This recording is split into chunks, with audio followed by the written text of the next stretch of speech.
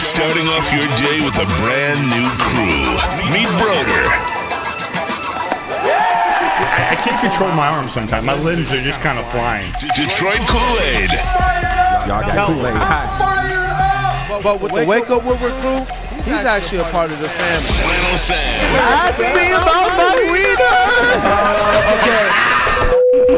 Along with JB and KG. Wake Up Woodward gets you all of your Detroit sports talk. Every morning, 8 to 10 a.m. Live on Woodward Sports. A show for Detroit, by Detroit, with people from Detroit. Tell Siri to set an alarm. Because it's time to Wake Up Woodward.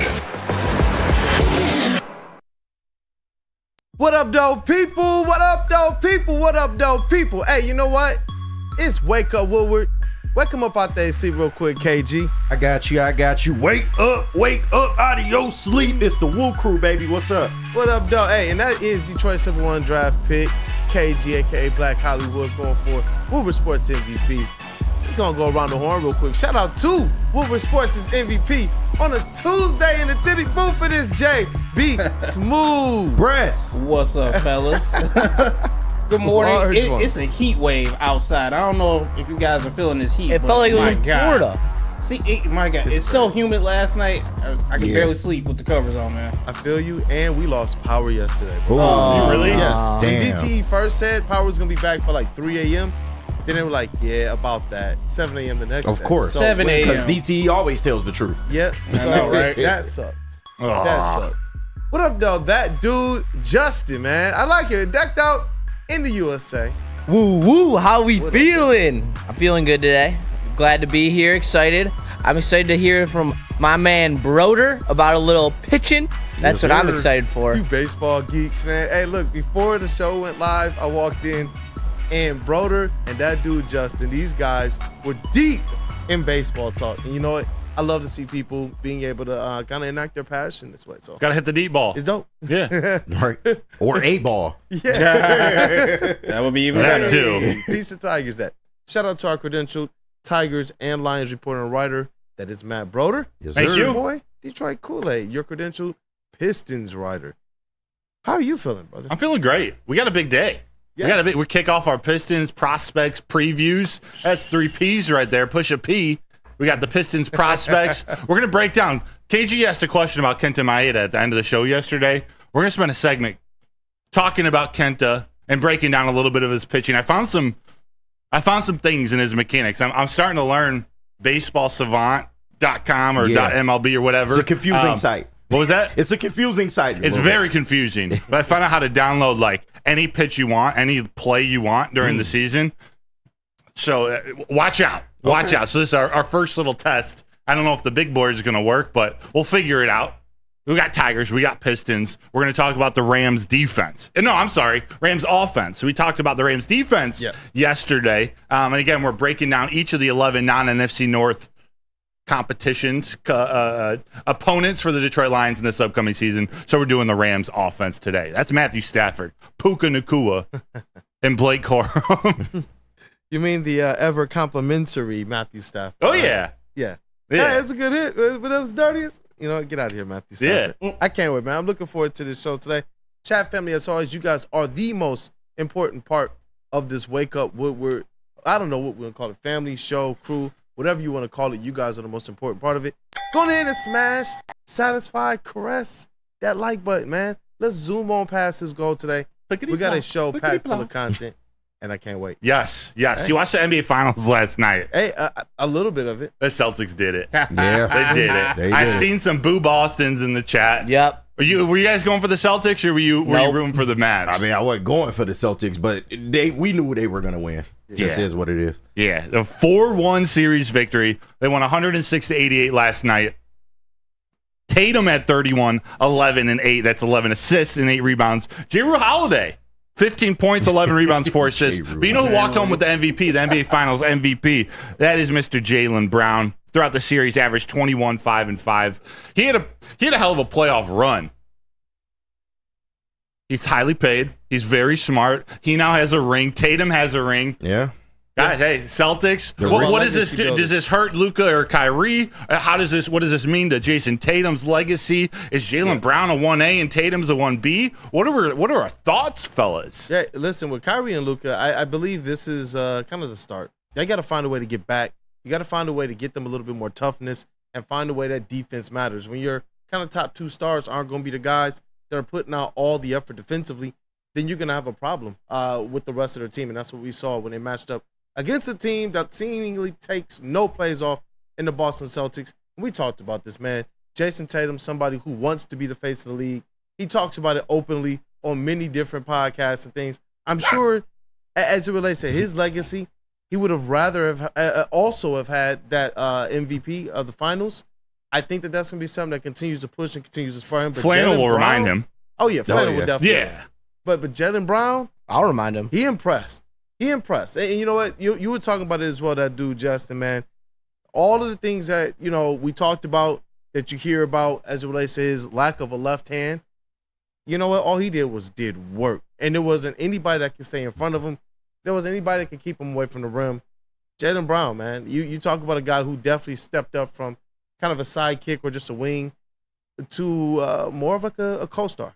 Yeah, talk about an offseason transition for him. He went from last year in the finals, he wasn't even able to dribble, or maybe 2 years ago, wasn't getting clowned for his left hand and was turning the ball over a ton every single time he put the ball in his left hand to dribble. But now you saw him in this series, he was making a lot of moves to his left hand, dribbling by guys with his left hand. He made a couple really nice layups with his left hand. One of them was a sweet reverse. And you can just tell he's taking that next step, and that's really what you love to see from young players when they have a hole in their game, that they're able to overcome that. And Jaylen Brown deserves this finals MVP. Also, Jason Tatum, not a 1A, and prove my narrative right. Let's go. Man, it is crazy. I was talking to the fellas in the Big D chat last night, and I proposed the question. Is it safe to say that Kyrie Irving choked in the finals? Because when you look at game 1 and game 2, very bad. And I don't want to take away from that defense that Jrue Holiday played on him. He played really well on him this whole series. But game 1 and game 2, really bad. Game 3 and game 4 was okay, but game 5, another dud, 5 of 16 from the field. Couldn't get it going from 3-point range, really. What are we feeling, guys? Did Kyrie choke in this series? Definitely did. A large part of my belief in what I thought this Mavericks team could do wasn't just about who Luka was as a player, but what Kyrie has continued to show himself to be. This kind of resurgence in Dallas. This player that's a little bit more liked by his teammates, kind of buying into the team philosophy a little bit more. And you saw that the wave that they rode to get to the finals, it also included an elite Kyrie Irving. Yeah. When you get to the finals and you are no longer elite for your team, how much more stress does that put on everybody else? You know what I mean? This is what they were getting to the finals. This isn't like they're trying to figure things out during the season. This is who they were. This was the recipe. If he's not going, and as well as Luka being a little bit hobbled, the rest of that team is kind of DOA. Yeah. Then what made it worse is that every time he played bad, it was in Boston. We kept waiting and waiting for that Kyrie game to go off in Boston, and it just never came. Never happened. Never came. And they were gassed. They had nothing left. But congratulations to the Celtics. The rich get richer. No. But, ultimate congrats, though. I've been hearing him kind of chuckle all morning. There he goes. There he goes. Look at this guy over here. Woodward Sports MVP. Let's go. JBSMOOOOOV. He called this from the beginning. He talked about the perimeter defense that the Celtics would do on Dallas Mavericks and Kyrie Irving, specifically Jrue Holiday. Somebody I've wanted on the Detroit Pistons for a very long time. You know what? Shouts out to the Boston Celtics. They got this one, this banner number 18, I believe, that they're going to hang up there. But, man, look, I knew this from the jump. I didn't think Dallas really, truly had a chance. Everyone was kind of still holding on to that Luka Kyrie thing. But I'm just telling you, Jrue Holiday put in some work this offseason. I've seen videos of him working out and actually becoming a better defender when it gets closer to the rim and just out on the perimeter. So it was nice to see, his accomplishments finally truly shine in his playoffs and in his finals. So shouts out to the Boston Celtics. I knew this was coming. I knew it. I just knew it. You called it too. You definitely called it, man. That's what I love about the crew as well. I love it, man. Yeah. ITF, Jaylen Brown's pretty much a genius as well. Like I was saying, he plays like 8 instruments, gave a lecture at Harvard, enrolled in master classes during his first semester at Cal. He's like a national champion chess player. Absolute stud. Is this a blueprint? Are these Celtics a blueprint for the Pistons? Like building around that depth. We touched on it a little bit yesterday, Yeah, talking about but depth? like that's what I want to see. Yeah. I want to see 2 stars or your star, like a core of whatever, a big 3 or a big whatever it is. Then just like the perfectly fit depth. Well, a Chris Stapps type. You got your Sam Hausers, Payne Pritchard, Drew Holiday. Obviously, he's just a championship winning player and human. Because once you identify those kind of top 2 players, once you identify a starting lineup that you believe can put forth at least top 15 defense in the NBA, then you can go and do some of the patchwork stuff that we saw them do to fill out the rest of their roster. It's not that it takes that much to turn things around in the NBA, but obviously you got to execute things right. That's where the Pistons have dropped the ball. How much faith and trust do they put into the young guys? This is a lot of conversation we're going to have, obviously, today when we break down some prospects, as well as tomorrow with the Woodward Pistons segment. Yeah. But, What up, KG? Yeah, real quick, I wanted to ask Kool-Aid because I was listening to 97.1. Got to give credit to Jim Costa. He brought this up. Do you see the rise of Cade Cunningham kind of being similar to Jaylen Brown in that we just need to give him time? It may not all be there right now, but he is a guy that can transcend and then maybe be that guy going forward that you see Jaylen Brown has kind of turned himself into over this playoff run. What are your thoughts on that? I feel like early on I'm seeing more from Cade than I saw from Jaylen Brown early on. Yeah. Like, for me, I don't have a question about who Cade Cunningham is as a player or who he's going to be. I believe in terms of his deficiencies, and we can call those out. The handle's got to tighten up a little bit. You got to probably initiate the offense a little bit faster. Got to improve on defense. Obviously, got to work on the turnovers. Mm-hmm. But outside of those things, we saw him take an all-star type leap as it relates to his production this offseason, between this season over last time he played his rookie season. So for me personally, I do believe that Cade Cunningham is that guy. You put a little bit more talent around him, and you will see his game take an even different leap forward in a different way, though. Yeah. I'm not looking for him to come out here and be this 30-point type scorer. I'm looking for them to be the guy that really is the connector. What they said they drafted him to be. This kind of overall connector, this piece that makes sure that the motor is running efficiently and effectively. And that's why I love to be able to not compare him to, but we can talk about what the standard should be. And that's something that Chauncey Billups did very well. He made sure that motor ran effectively. It didn't matter what he was scoring. Mm-hmm. You look at his stats and people say 16.7 assists, and it's like, but you had to be there. Yeah. This is one of those times where the points of it all or how your stat line lays out, even if you may have some assists or some turnovers, those things don't necessarily factor or weigh as heavily with a guy like Cade Cunningham. So, Right. Love to see it. Celtics, NBA champs. NBA champs. How about those Tigers last night? Oh my God. I'm going to let the baseball guys talk this one out. Reese Olson with another gem. Actually, what? Do you feel good or back to normal? Reese Olson throws a gem and Reese doesn't get any looked run awesome. support. Yeah, he looked good. I was tuned in into the 4th inning, and it was still 0-0 at that point. So I was very upset to find out that they gave this thing up by a run, man. Another 1-run game by the time. I just. The umpire also blew. Yeah. That was that Cold Keith That strike. Cold Keith strikeout was actually horrendous. That was 4 balls off the plate. Me and my dad just like took a look at each other like, what?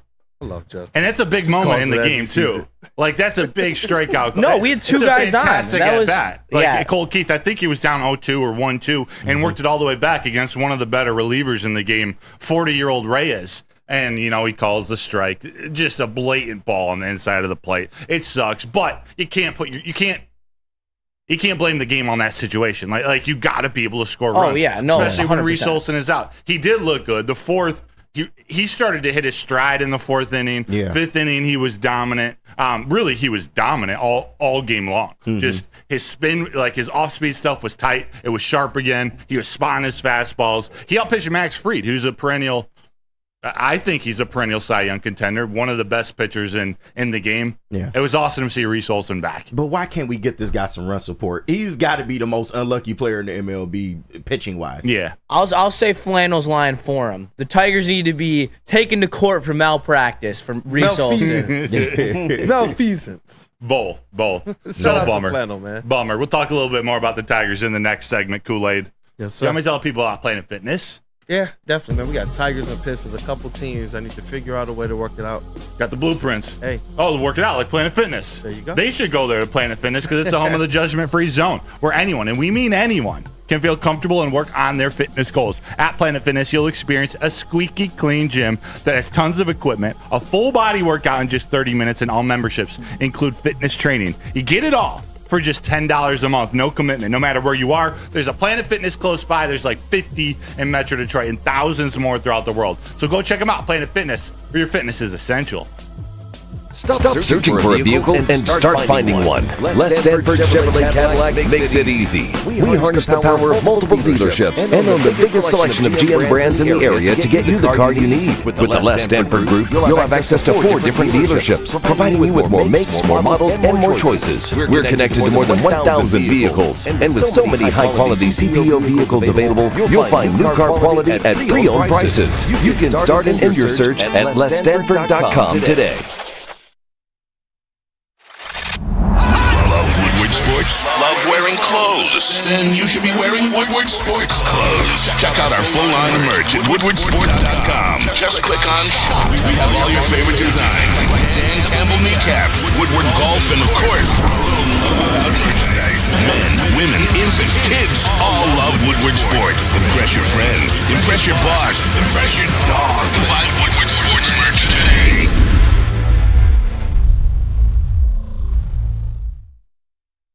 Any Lady Jane's Haircuts for Men and claim your throne for a king's treatment from one of our talented stylists. Open 7 days a week. Walk in anytime. Just get to a Lady Jane's today and receive a precision haircut, scalp massage, hot lather neck shave, and a hot towel treatment. A haircut should not be a chore. It should be an experience. And that's exactly what Lady Jane's has to offer. Open 7 days a week. Walk-ins are always welcome. There's always a location near you. Lady Jane's Haircuts for Men. It's wicked awesome.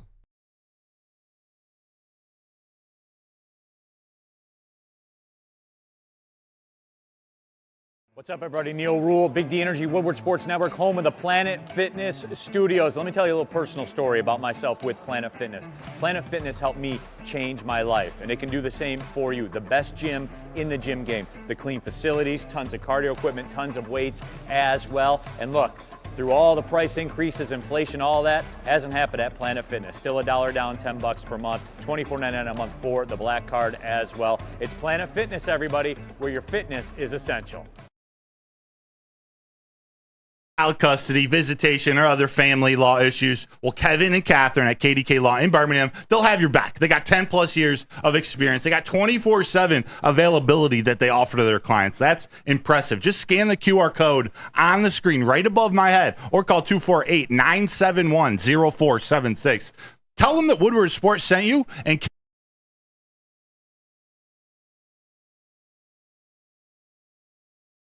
And you know what?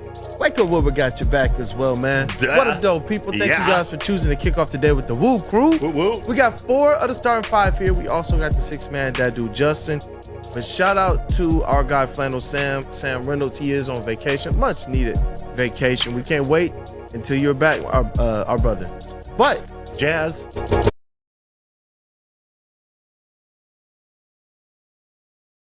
He's so funny. I love Flannel, man. But we got a little bit of broder ball to get into right now, man. Yeah. Some Since the back baseball isn't breakdown. working, I can put the glove on and I can do it right from here. Yeah. Because we were talking about KENTA MAEDA yesterday, and I don't. Do you remember the exact question you asked? Basically, is it time? Yeah, Like- to have that convo, because I know you was in support of him and I was too early on, but the more and more this guy goes out, the less and less that I want him to be out there. And I pointed out a stat yesterday, when this guy is in a full count, 3-2, his OPS, to the opposing hitters is over 1,000. And that is not good. So if you get this guy in long, but if you get this guy in long counts, it's just it's not good. So what do you think it's time to maybe have that conversation? His ERA is over 6. It seems pretty bad, and he's here for 2 years. I'd say not yet, but we're getting close. Like, as you led into this, I've been in support of him and defense of him. Give him some time. Yeah. This is how he starts almost every season. He has a cold, April, May, and then he starts to heat it up. When you don't throw very hard, your your room for error is much smaller. So as he's getting older, and so I broke down a couple, I found a couple clips of him, and we're going to roll through them. But I saw some mechanical issues or some things that he's doing that point to why he's getting hit so hard. And honestly, you transitioned perfectly. One of the things I saw, and there are a few different things, but we're going to focus today on the 0-1 count. Yeah. Because when he gets ahead, which is what he needs to do, in the past, he's been able to either put away the batter on that 0-1 pitch, get a ground ball, get a fly out, or have a very competitive 0-1 pitch, whether it's for a strike or a ball, to set up his put away pitches at 1-1 or at 0-2. So Kenta Maeda, what we need to decide, is his age getting in the way of him able to make these adjustments mechanically? Yeah. So I think there's a fix. It's can he do it at this point in the career? That's why I'm like, hold on, we got to see. I don't know how his body responds, reacts, how he's able to make adjustments, but check out this clip. This is from him in 2020 when he was with the Twins, and this was when he had his best season. He's pitching in this clip. It's a 3-pitch sequence with Ryan Braun where he throws his best pitch, a splitter, inside to Ryan Braun for a strike. He throws a slider outside to Ryan Braun for a strike, and then he throws a 92-mile-an-hour fastball. Not very hard. Throws it right by him, but it's how he set up that fastball that I want to show you guys. If you could play this clip, we're going to see the 3 pitches back to back to back, and then there's an overlay. And I want you to see what the 3 pitches look like on the same plane. It's pretty wild to see these. Again, this is his best season, 2020, so 4 years ago. Kenta Maeda pitching against Ryan Braun. It's a 3-pitch strikeout. We see the fastball on the inside part of the plate right there. We're now going to see that slider on the outside. And because he threw those 2, he's able to throw the ball right by Braun. And we're going to see right after this, there's an overlay that puts all 3 balls together, and you're going to see them on the same plane just absolutely fall off the table. So when he's sharp like that, when he's able to tunnel, we talked about tunneling a couple weeks ago, where you just want every pitch you throw to look exactly the same. He does it with perfection here. But that was 2020. Let's fast forward to 2023. This is Kenta Maeda against one of our favorites, Andy Ibanez. Hey. And so this is an 0-1 count. And I want you to see what type of slider that he throws to Andy Ibanez on this 0-1 count. And whenever you want, go ahead and play it. It's a it's a fastball. He throws this fastball right on the corner of the plate, but it sets up the splitter that he throws 0-2 almost in the exact same spot. So the hitter, the second pitch here, it looks exactly like Andy Ibanez thinks it's a fastball on the outer edge of the plate, and then it just falls off the table. Another 0-1 pitch. This is Maeda against Luis Robert Jr.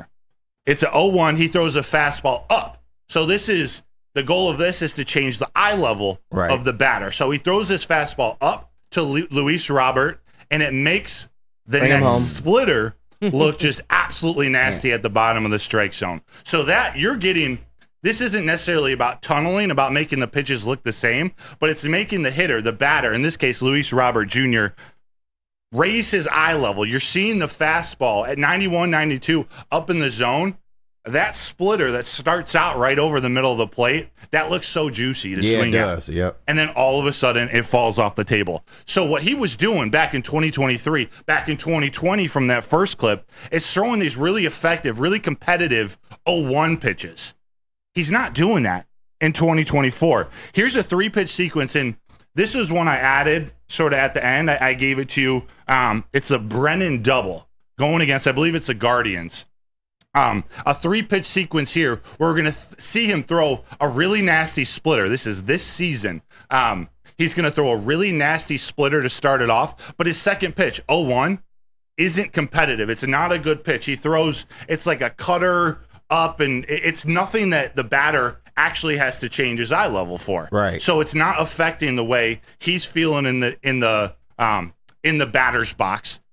The hitter's up there just getting comfortable. He knows splitter's his most effective pitch. Really good one right there. Then he throws this nothing burger at the top of the strike zone. Then all of a sudden he throws another really good splitter, but the batter's ready for it. Yeah. He hasn't changed his plane at all. So this guy hits a double center field. I cut it off because it travels far. You're right. This is what's been happening this year. He's been getting crushed on these pitches because he's not competing enough. He's not throwing that, whether it's a slider or a fastball, effective enough at 0-1. Let me just run through a couple more real quick. These are all like 6 to 10 second clips. Maeda, again, in 2023 going against Jake Rogers. He throws an 0-1 slider. Jake Rogers doesn't swing at it, but look at how good of a pitch this is. It's one of his sharpest sliders.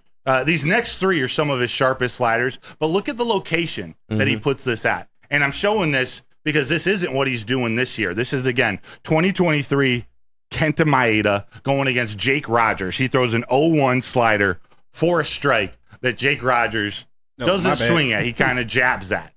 My bad. I'm trying to find it over here. all good. All good. I'll mumble through this. Do you have any questions while we're getting through this? Does this make sense? It makes perfect sense. It just seems like to me, I guess in simpler terms, that he's not using his setup pitches effectively, and his command is all off. Yeah. So because he doesn't throw very hard, those setup pitches, like getting into these sequences and making sure that even if he's throwing a ball, it's an effective, competitive ball. So that he sets up his splitter or his slider or whatever he wants to throw next. We see the perfect location here from this Jake Rogers slider. Yeah. Look at where this ends up. He doesn't swing at it, but Jake Rogers, he's thinking about it. So he's leaning. He's thinking out on the opposite side of the plate. And that means Kenta Maeda can do whatever he wants next. And we talked about it when you showed me the 3-pitch mix. That's coming in hot.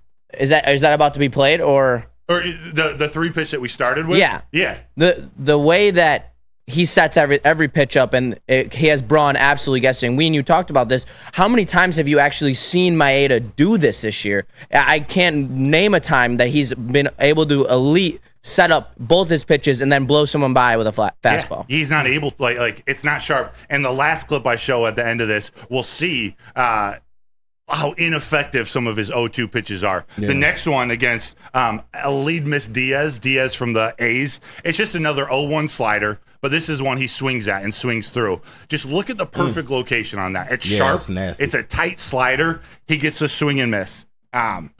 Last two here. This next one is Maeda to Tommy Pham. So on 0-1, you don't always need to get a strikeout pitch or have him swing for a strike. Sometimes you just want to get a ground ball. Yeah. And that's what he does against Tommy Pham here. And this is where Maeda, who tends to throw a lot of pitches, to shrink your pitch count, you need to do stuff like this. You need to get ground balls. Now we move to the last two clips here, what he's been doing this year. An 0-1 pitch to Wilson Contreras of the Cardinals. This is excuse me. Look at this 0-2 pitch and how it's a soft 82 that's kind of it's got a little over the plate to it, right over the middle of the plate. It looks like a meatball. It's a meatball. Right. It's a meatball. Remember how tight it was before and how much of a meatball this is. So the very last served on a silver platter. And Wilson Contreras is a big league hitter. He crushes this to center field. Very last clip. It's a side-by-side. Maeda from 2023 to 2024. These exact same things. And how effective is your pausing? Are you able to pause it pretty? Yeah, just let me know pretty where you on want it. All right, try to stop it right about here. That's actually a pretty perfect spot. You see Kenta Maeda, how his right arm, he's like perfectly imbalanced on top of his front leg, ready to really get out and throw through the ball, like actually fall over his front leg, like really lean out. Yeah. This is where I wish I had the back wall where I could show you guys more effectively this. But if you can like stop and start it real quick, like once or twice, I want to do it one more time. Right there. Okay, you see on the left, when he throws, the left is a slider that he throws for a strike. You see how over his front leg, I'm going to stand up, how almost parallel, can you still hear me on the mic? Yeah. Almost parallel he is over his front leg when he throws this pitch, but on the right side, he's almost standing straight up. Yeah. That means the ball he's throwing, a slider, his arm is just playing catch up. Like it's going to be a really soft slider because he's not able to get that tight break on it. Yeah. Really reaching out in front and hitting a slider in the bottom corner. And look what happens. You can play it through. guy on the right, these are both 0-1 counts. We get a strike on the left, and the guy on the right hits a single to left field. Yep, and he put It's it those right down little the middle. things. Yeah. Those little things. That was the last clip. We can talk about this here for a minute, but that's some of the things I'm seeing out of Kenta Maeda. There are a few things. Like, this isn't his only issue to work with, but he needs to be, because he doesn't throw very hard, he needs to be so locked in on 0-0 and on 0-1 to be able to get ahead of the hitter. Mm-hmm.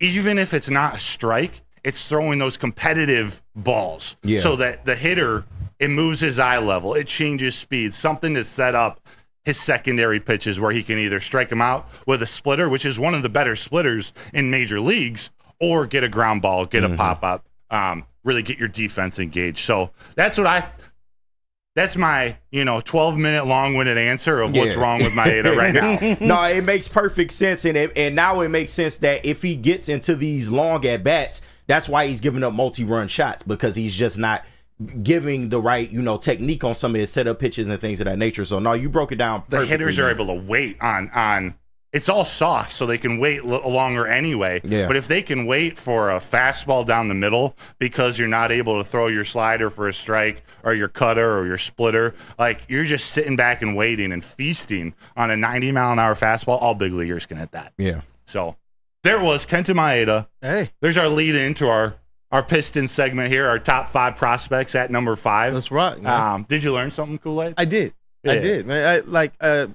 I love listening to passionate people talk about their passion. Be able to hear you break down baseball like that.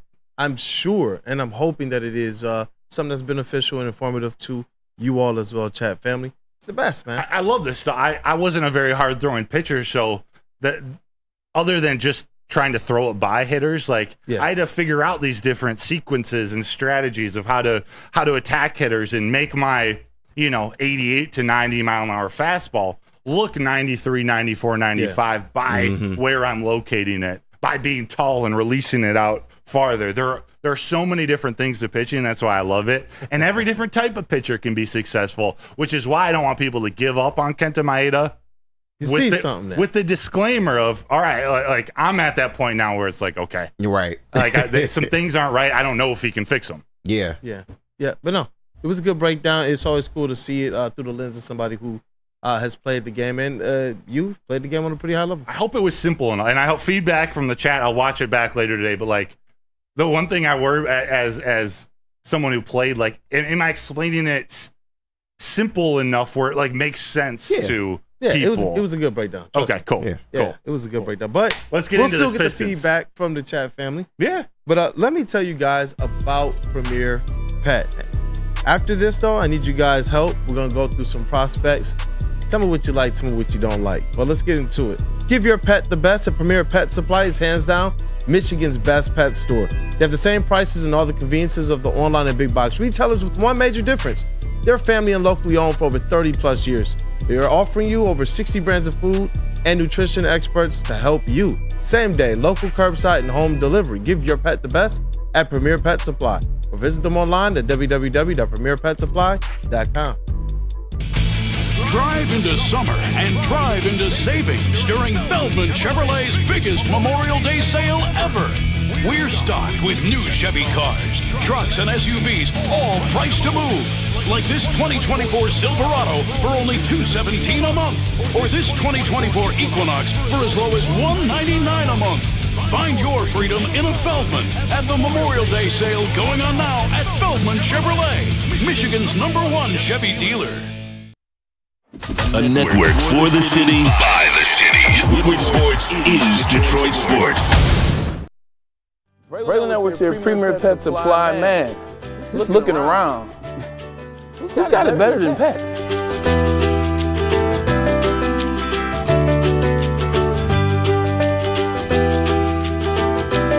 Come on, a baby stroller for Coda.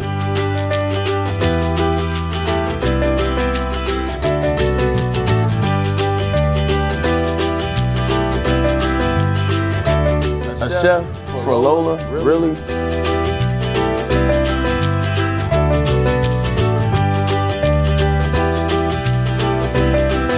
You don't have to tell me who the real boss here is. Who's got it better than pets? Nobody, especially here at Premier Pet Supply. For over 30 years and more than 13 locations, Premier Pet Supply has everything that your pet can dream of. And guess what? It's all under one roof. Premier Pet Supply, family owned, operated, and proud to call Metro Detroit home. Check out PremierPetSupply.com or scan the QR code today. Who's got it better than pets? Nobody!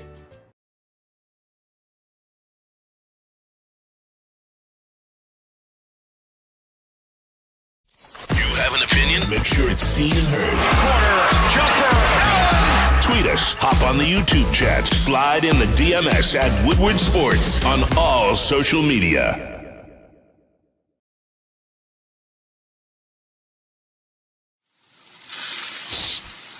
You smell that? That's Brad Holmes cooking. And the off-season smells good. Woodward Sports.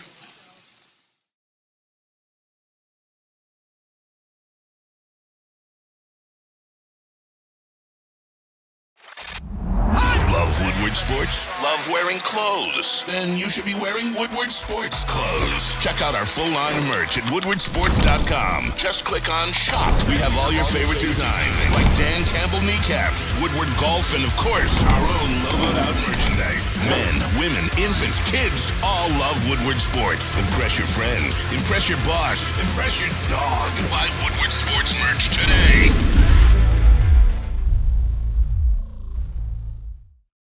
Let Guardian Alarm offer you customized solutions from real experts. Our professional technicians, they take the time to recommend security and automation solutions specific to your needs. It's 24/7 professional monitoring. Call us anytime, day or night, and know that a Guardian team member will stay on the phone with you as long as needed, because it is technology that is backed by people. Your safety and security deserves technology that's been proven to work, and people who've been proven to care. All you got to do is call this number right here, 1-800-STAY-OUT. Once again, that number is 1-800-STAY-OUT. And what up, though? People, welcome back to Wake Up Woodward. Appreciate you guys for kicking off the day with the Woo Crew. And shout out to anybody out there who doesn't have power either. It's been a process, bro. Especially trying to prepare all this stuff. I know. Yeah. But it was fun, man. It gave me something to do while the power was out. All my devices were on life support, but we got here in time to be able to do this.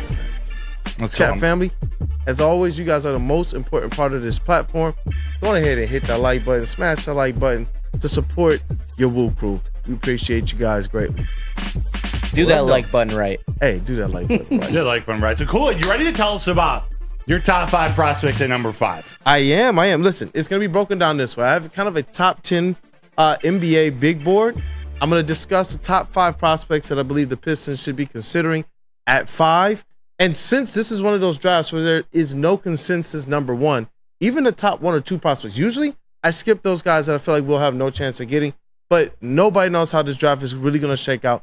It's rumored that there could be some trades among those top 2 or 3 teams as well. So we don't know necessarily how that board is going to fall or how other teams are valuing players right now.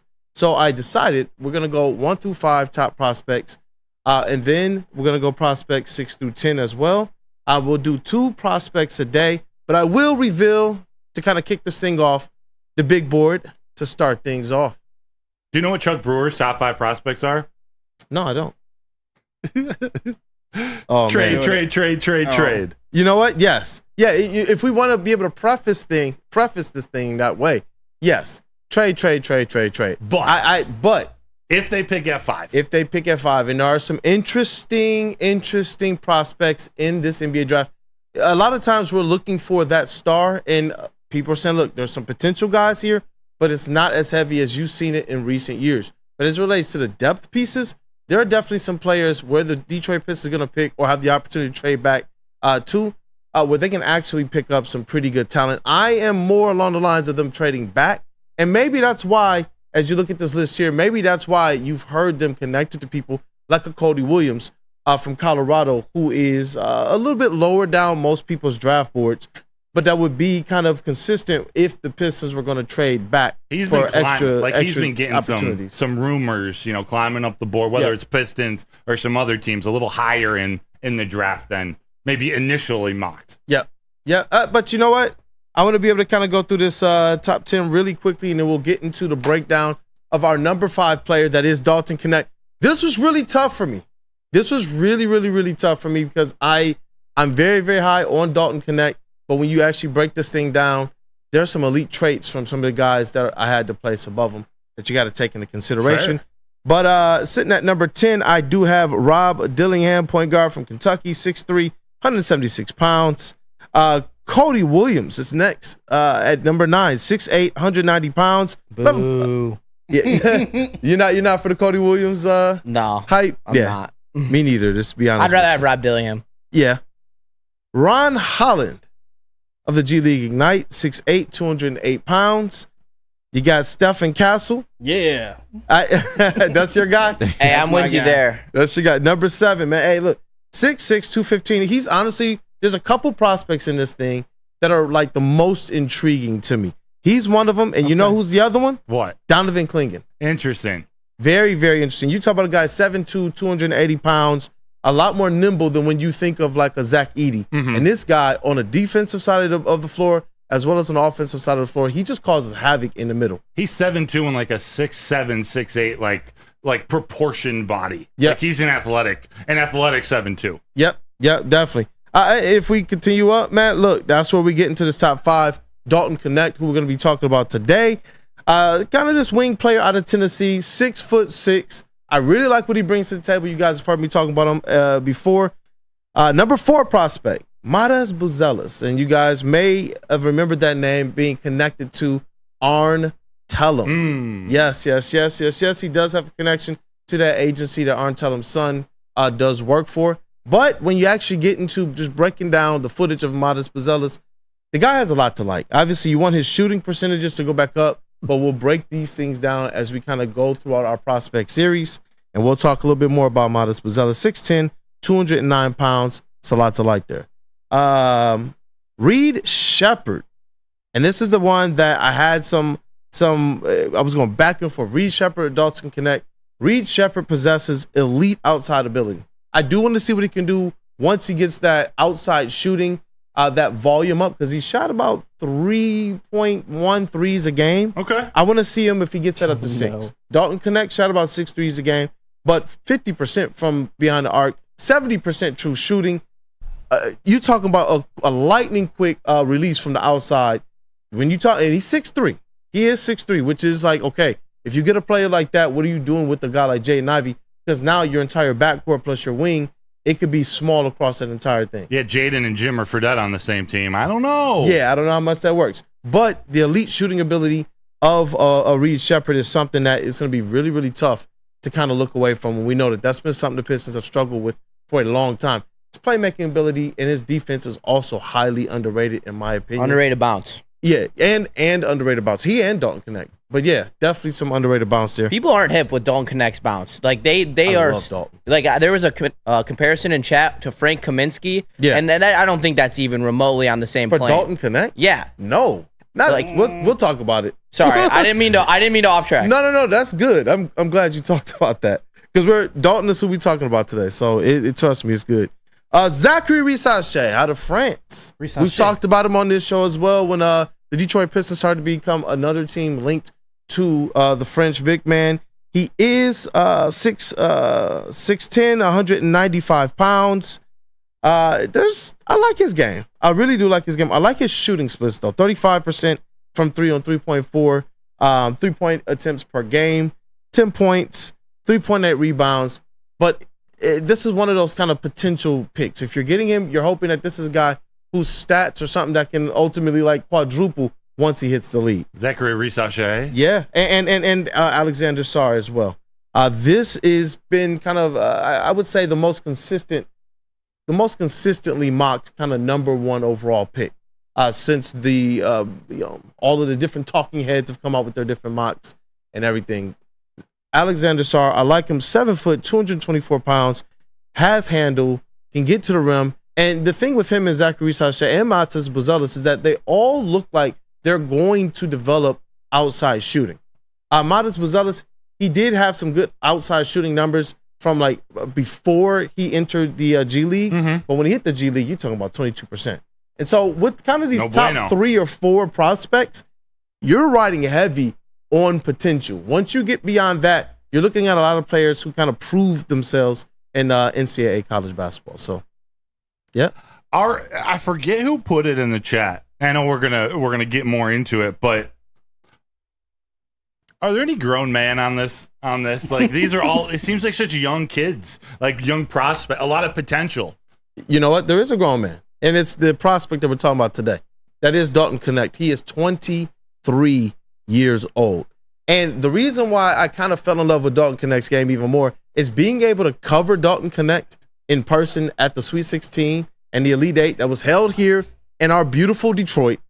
You kind of get to see the game in between the game. You get to see kind of like what type of warrior he is, the ways that he's fighting through every screen. Is he taking plays off? Sometimes the camera will follow the ball and you don't know necessarily what a player is doing, what teams are trying to do to trap him. They were running all types of zones, type looks against Dalton Connect. Yeah. So they were running basically man defense on him.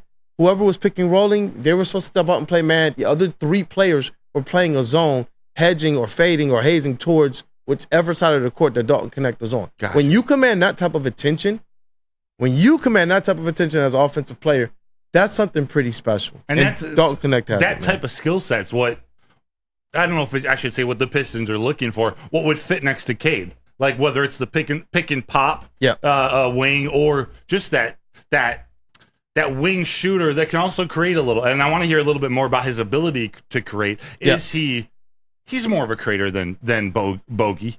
Like a Bogey can shoot the ball, but it seems Connect is more well-rounded, both on offense and defense. But Bogey was a decent facilitator, but I like what Dalton Connect brings to the table a little bit more from that perspective. Obviously, shooting-wise, we got to see what he is in the NBA, but you're talking about, got the stats here for Dalton Connect, 21.7 points per game, 4.9 rebounds per game, 1.8 assists per game, only 1.7 turnovers per game. His shooting splits, he was at 45.8% field goal, and that's on 16 field goals per game.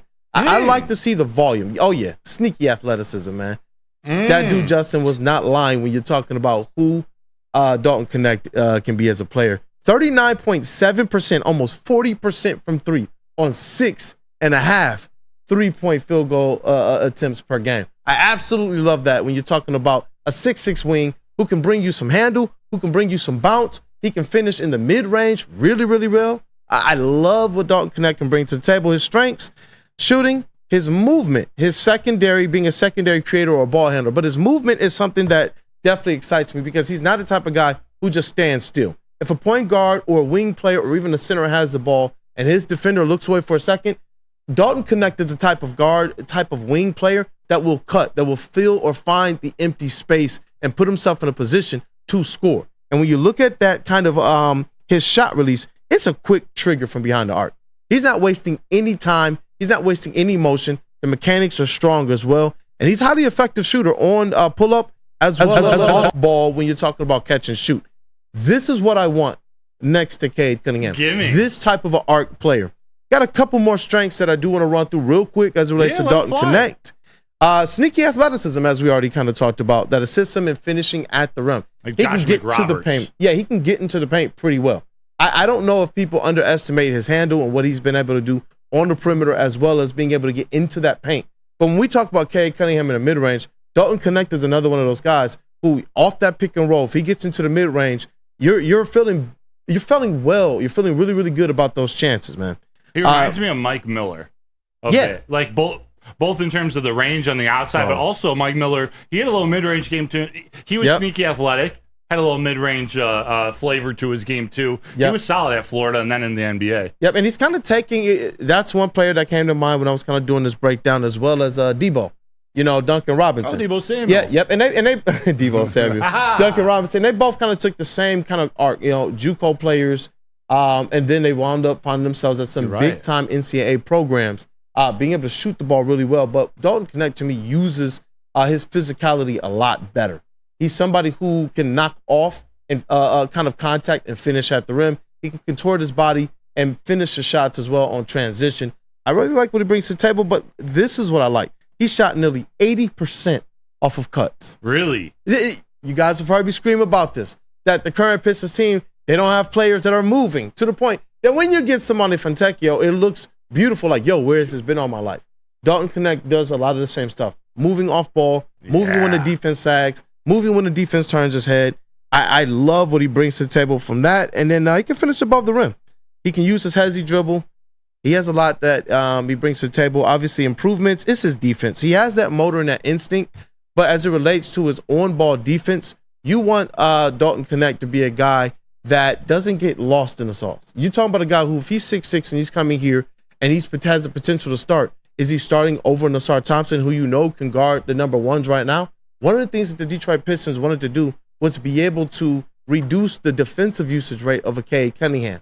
So Dalton Knecht is going to have to find a way with his on ball, his point of attack defense, to kind of be a little bit better as it relates to staying in front of his defender, not fouling as much, and being a player that can contribute in the team perspective as well. Cool. Like, can he play out there on the court at the same time as Simone Fontecchio? Is there a situation where Cade and those two are the wings? Like, would Asar be able to be on the floor at that point? They're all 6'6", 6'7". Like, is that a small lineup where I like the idea of having these multiple options as long as they can play defense too.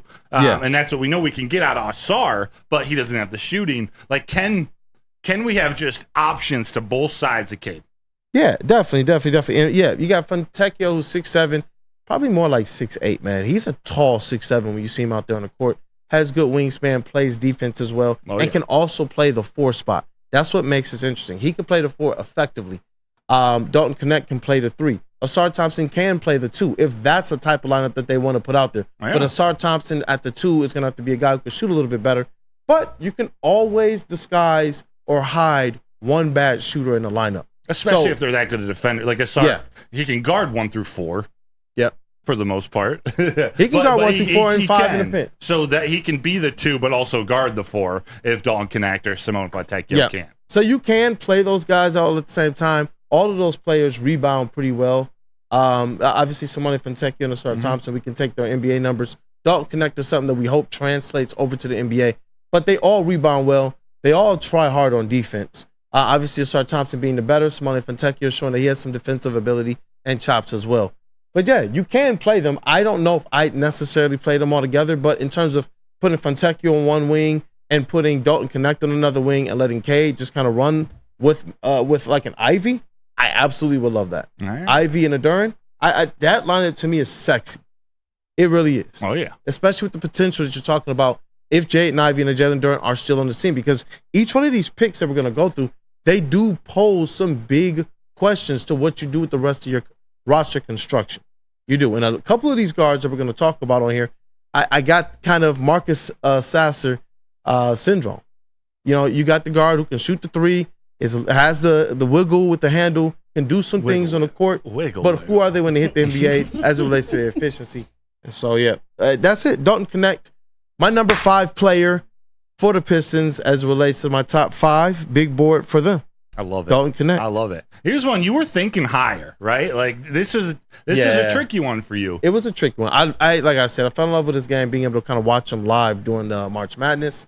It was a cool experience, man. Really cool experience. But when you look at what Reed Sheppard does from a shooting standpoint, the ability to be elite, I like to kind of think about the floors and the ceilings. If these guys just kind of pan out to be average compared to what their potential is, I like what Reed Sheppard is bringing to the table with that shooting. Can he be a JJ Redick type of a player as it relates to that quick release, reliable shooter? You got to make sure the whole defense has to make sure they know, do not lose the shooter. We used to have that term in college. It was watch the shooter. He's one of those guys that when he steps on the court, everybody has to pay attention. And that to me made the ultimate difference in between where I ranked him and where I ranked Dalton Knecht. For everything that I love about Dalton Knecht, I couldn't find one trait that I could say, you know what? He's the most elite out of anybody else in this draft at this. Whereas with Reed Sheppard, I was able to say he is the most elite shooter. And not just that, he can handle, he can rebound, he can mix it up a little bit, has that sneaky athleticism. I really like what Reed Sheppard brings. Like a Peyton and that Pritchard. changed things. Yeah. A little Peyton Pritchard action. Yep. Talk about mimicking the Celtics, the blueprint of the Celtics. No, this is awesome here. I actually have a few more questions about it before we get into our Lions talk. Let's take a quick break. Yes, sir. Let's pay some bills. Will you tell us about Lady Jane? Hey, I will tell you about Lady James. You know what's awesome? Awesome would be if the Pistons actually traded back, got multiple picks, and got a rotation player in this draft. But I can tell you else about something that's awesome and not a hypothetical, because you can walk in anytime. That is Lady Jane's. And awesome is when a guy can be a guy and get an amazing haircut. Stop on in, sit back and relax, and let one of Lady Jane's talented hairstylists make you look and feel great. Walk in anytime, 7 days a week. That's Lady Jane's, and it's wicked awesome. Wicked awesome. So just to get the heated steering wheel, I also had the spring for the bigger rims. Yeah, that's how they get you. Those upgrades will cost you an arm and a leg every time. Hey, new car crew, how'd it go this weekend? I got a great deal on mine. How? I went to Randy Wise, not those other guys. They got me in a great new ride, and they didn't break my budget. Did you pass me the sugar? How? Never mind. He made the wise choice. Yep. Make the wise choice at RandyWiseBuickGMC.com. Is that an octopus in your pants, or are you just happy to see me? See what I did there? Go Red Wings! From Octopi Experts Woodward Sports. Yo, let me just say, I love Planet Fitness. Trying out Planet Fitness and dang, they got lots of equipment. Me getting a Planet Fitness membership just for the 24-hour perk. Listen, the PF Black Card is worth every penny for this hydro massage. I'm a new man. Did y'all know that the PF app has workouts you can do at home? Cheapest therapy I can find is Planet Fitness. All the benefits, all for less. Planet Fitness, big fitness energy for all.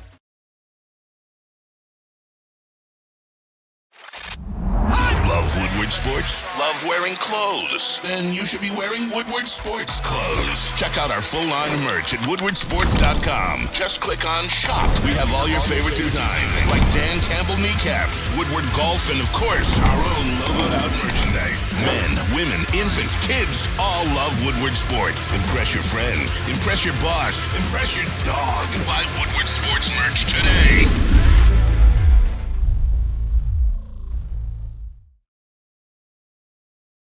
Attention sports fans, don't miss out on expert sports injury insights with Dr. Jeff Pierce of Michigan Sports and Spine. Join Dr. Pierce every Tuesday during Big D Energy and every Thursday during Armani and Edwards, where he offers top-notch injury advice. Trust the guy that DMAC trusts. Dr. Jeff Pierce is here to keep you in the game and performing at your best. For more information, visit MichiganSportsandSpine.com or call 248-426-9944. Back, man. It is Wake Up Woodward. You know what? We're making it through, bro. Oh, hell yeah. We're making it through. Shout out to you all, man. Thank you guys for choosing to kick off your day with the Woo Crew. If you would be so kindly, go ahead and smash, satisfy, caress, treat nicely and kindly that like button. Hey, definitely, man. It would mean the world to us. We appreciate you guys for being here. We are doing breaking down our top NBA draft picks. This is Detroit Kool-Aid's list. We started with prospect number 5 for the Detroit Pistons at 5. Dalton Connect, 6'6" wing out of Tennessee. And I like what he brings to the table. Kool-Aid. Yes, sir. Is he a guy you pick at number 5? Or is Dalton Connect someone you take the chance and maybe trade back if there's, probably not past like 11 or 12? What are the scenarios to land Dalton Connect? I've seen Dalton Connect mocked as low as 14, 15. In really? Which is it's an interesting thing to me. And it's because there is this mix of kind of high potential prospects alongside guys who are proven, like a Dalton Connect. But another thing I've heard, and I don't know why this matters as much, but people have some concerns about his age as well, being 23. They believe that if you have a younger player, you have a player that has an opportunity to have a potential higher ceiling as well. So getting a prospect who's 19, who's 20, versus getting a prospect who's 23 right now, what is his kind of prime window? I'd prefer 23.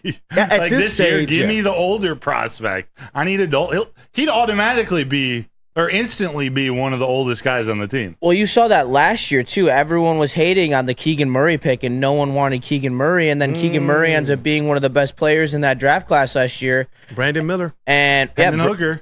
Like, the age doesn't necessarily matter, especially when you're a dog and you can hoop, like the way that Dalton Connect can. Like, sometimes, Kool-Aid knows what I'm talking about. Like, players can just hoop. Yeah. And you watch that dude play, and you're like, damn, this dude can hoop. He can cross you over. He can take you to the rack. He can shoot it. He can pull up from the logo.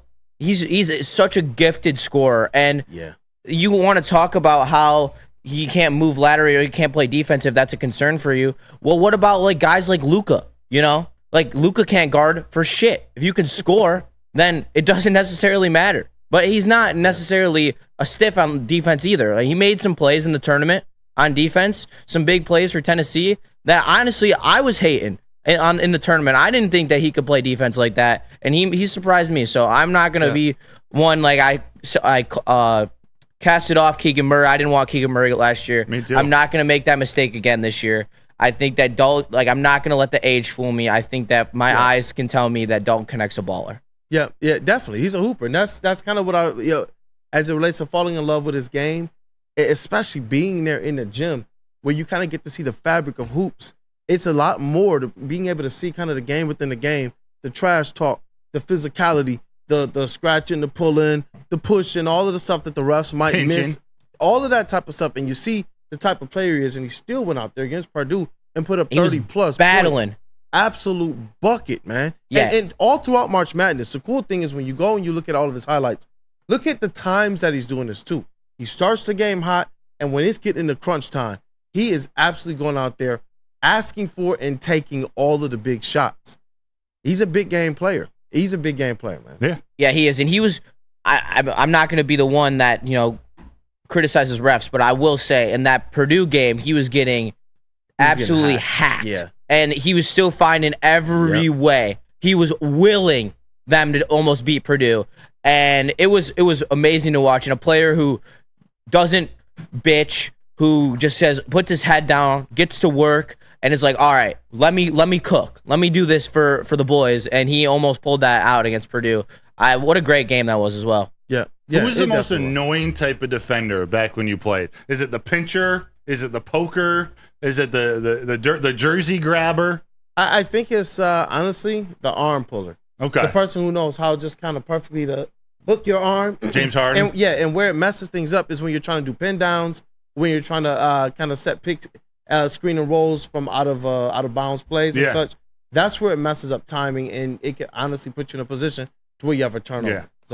Anytime I got a pincher, which they start it, usually your first time down the floor, you figure out what type of defender you're matched up against, and if you're in the post or you're at the free throw line, that was 3 or the 4, get the ball, you feel this freaking power forward just like pinching you right in the side of your back. You're like, what a tool. That's every time. Get the ball, a hard swipe through, just get their hands out of there, maybe up at their nose, make sure they get out of your face. Sorry, that was a little aside. I was getting we gotta go channeling back to high school basketball. We gotta go days. Channeling back to high school basketball days. But Kool-Aid, yes, sir. You want to cover both 5, like if hypothetically Connect's not, what if he goes for hypothetically? Yeah. At number 10, you have Rob Dillingham, right? Yeah. Is that sort of I don't want to say plan B or 1A, but like this is another option. Like how does Rob Dillingham fit with this Pistons team? Like obviously maybe a trade back. I like all the players in the top 10. I actually really, really like. And I believe that this top 10 for me is going to change a little bit more as we get close to the draft and I continue to do some more deep dives. And I like to be able to take counsel with some people as well who have kind of covered the draft with the last few years just to get their takes as well. Make sure that everything that's going into my take is something educated and not just kind of from my perspective or point of view, because NBA is not my game, it's everybody's game. And when you got some of these kind of high minds that are in there, I like to be able to kind of take counsel with them. But Rob Dillingham is a guy that I believe is probably going to scoot up the board just a little bit. Okay. There's a whole lot to like. The thing that just, he's 6'3". You know what I mean? And I want him to be elite. If he's going to be 6'3" and have some issues as it relates to defense and more defense, because he's going to need help defensively. He left a lot to be desired. We talk about Jaden Ivey, a guy who had the measurable 6'4", bordering on 6'5", got the wingspan, has the athleticism, should have every tool imaginable to be able to play good defense. Well, Rob Dillingham left a whole lot to be desired. And we saw Ivey kind of turning his head, getting lost on defense, getting lost in pick and rolls. This is a guy like that in Rob Dillingham, and that's the reason why he kind of fell down the draft for me as it relates to this big board. But when you look at the offense that he brings, man, you're talking 15.2 points per game, 3.9 assists per game. On 11 field goal attempts per game, he's shooting almost 48%. And from behind the arc, almost 45% on 4.5 threes. You can't really argue with that. It's just the defense scares me with him. But he's highly efficient scorer in pick and roll. he puts downhill pressure on any defense. Like any defense, you get into that pick and roll, the defense is going to be scrambling to be able to find him. He has good off-ball ability to shoot. And as it relates to Monty Williams's and really the NBA's 0.5-second offense, Rob Dillingham is a guy that you see him. He gets the ball and he moves with haste. He makes his decision to either pass, shoot, or dribble within 0.5 seconds, and he's right into it. And I do believe that helps his offense overall in some areas where he may lack skill-wise. His speed and his athleticism makes up for it. What do you think about this from Mitten Made? Yes, Dillingham is a less bouncy Jaden Ivey with the shot. That's pretty fair, and that's why I kind of brought up Jaden Ivey as as kind of a comparison. What about this question from Charles McLean? If Pistons draft Dalton Connect, does that keep them from signing Malik Monk, as both players seem to be the same player or similar player?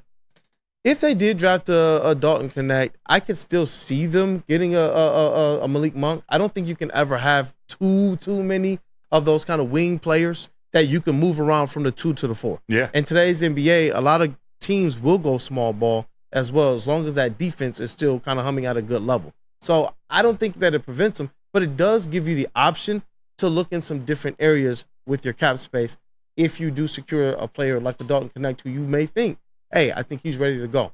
If you get one of these other players, it may be a project that has to kind of learn the NBA a little bit more, coming from overseas leagues and such, whereas Dalton Connect, 23, definitely got the man weight on him already. Yeah. You can tell he's kind of filled out. He lifts the weights, and you can tell by the type of explosion he has. It's a quick twitch type of explosion. He doesn't skip leg days.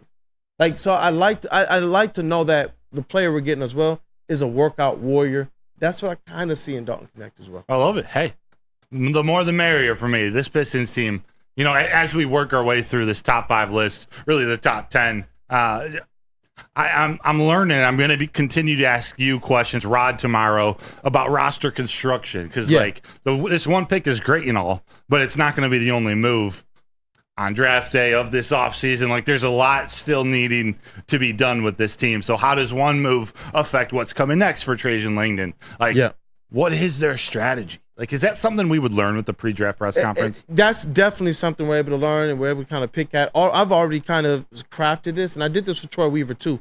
Kind of knew he was leaning towards another player in that first round the year that he took Marcus Sasser, and we kind of identified the archetype of player. And it was cool. I got the audio, and he was just like, yo, bro, like, are you in my war room or something? And to be able to get the chuckle and all that type of stuff, and him say, yeah, we're definitely interested. And then after the press conference, after the draft, to have that press conference, that recaps it, it's cool to say, to be able to have that checks and balances. Like, hey, you really stuck to this. So at these pre-draft press conferences, you get the opportunity to be able to ask what their philosophy may be in certain ways. So if they're showing interest in a Cody Williams, like we talked about earlier, I definitely ask, is this the archetype player, or does this mean you're looking to trade back?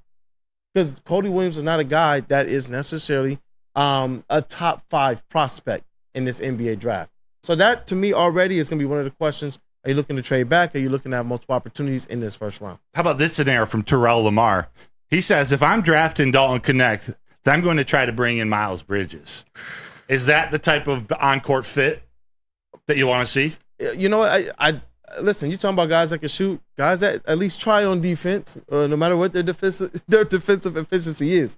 But yeah, listen, Miles Bridges, it's just one issue with Miles Bridges, and it's if the personal issues, the off-the-court issues, if those things are resolved. As a basketball player, before all the issues and the Pistons were rumored to be lining up a big deal for him, I was all on board for it. So I cannot be a hypocrite as it relates to his talent and what type of player I think he could be with the Pistons. It's just a matter of what's going on off the court.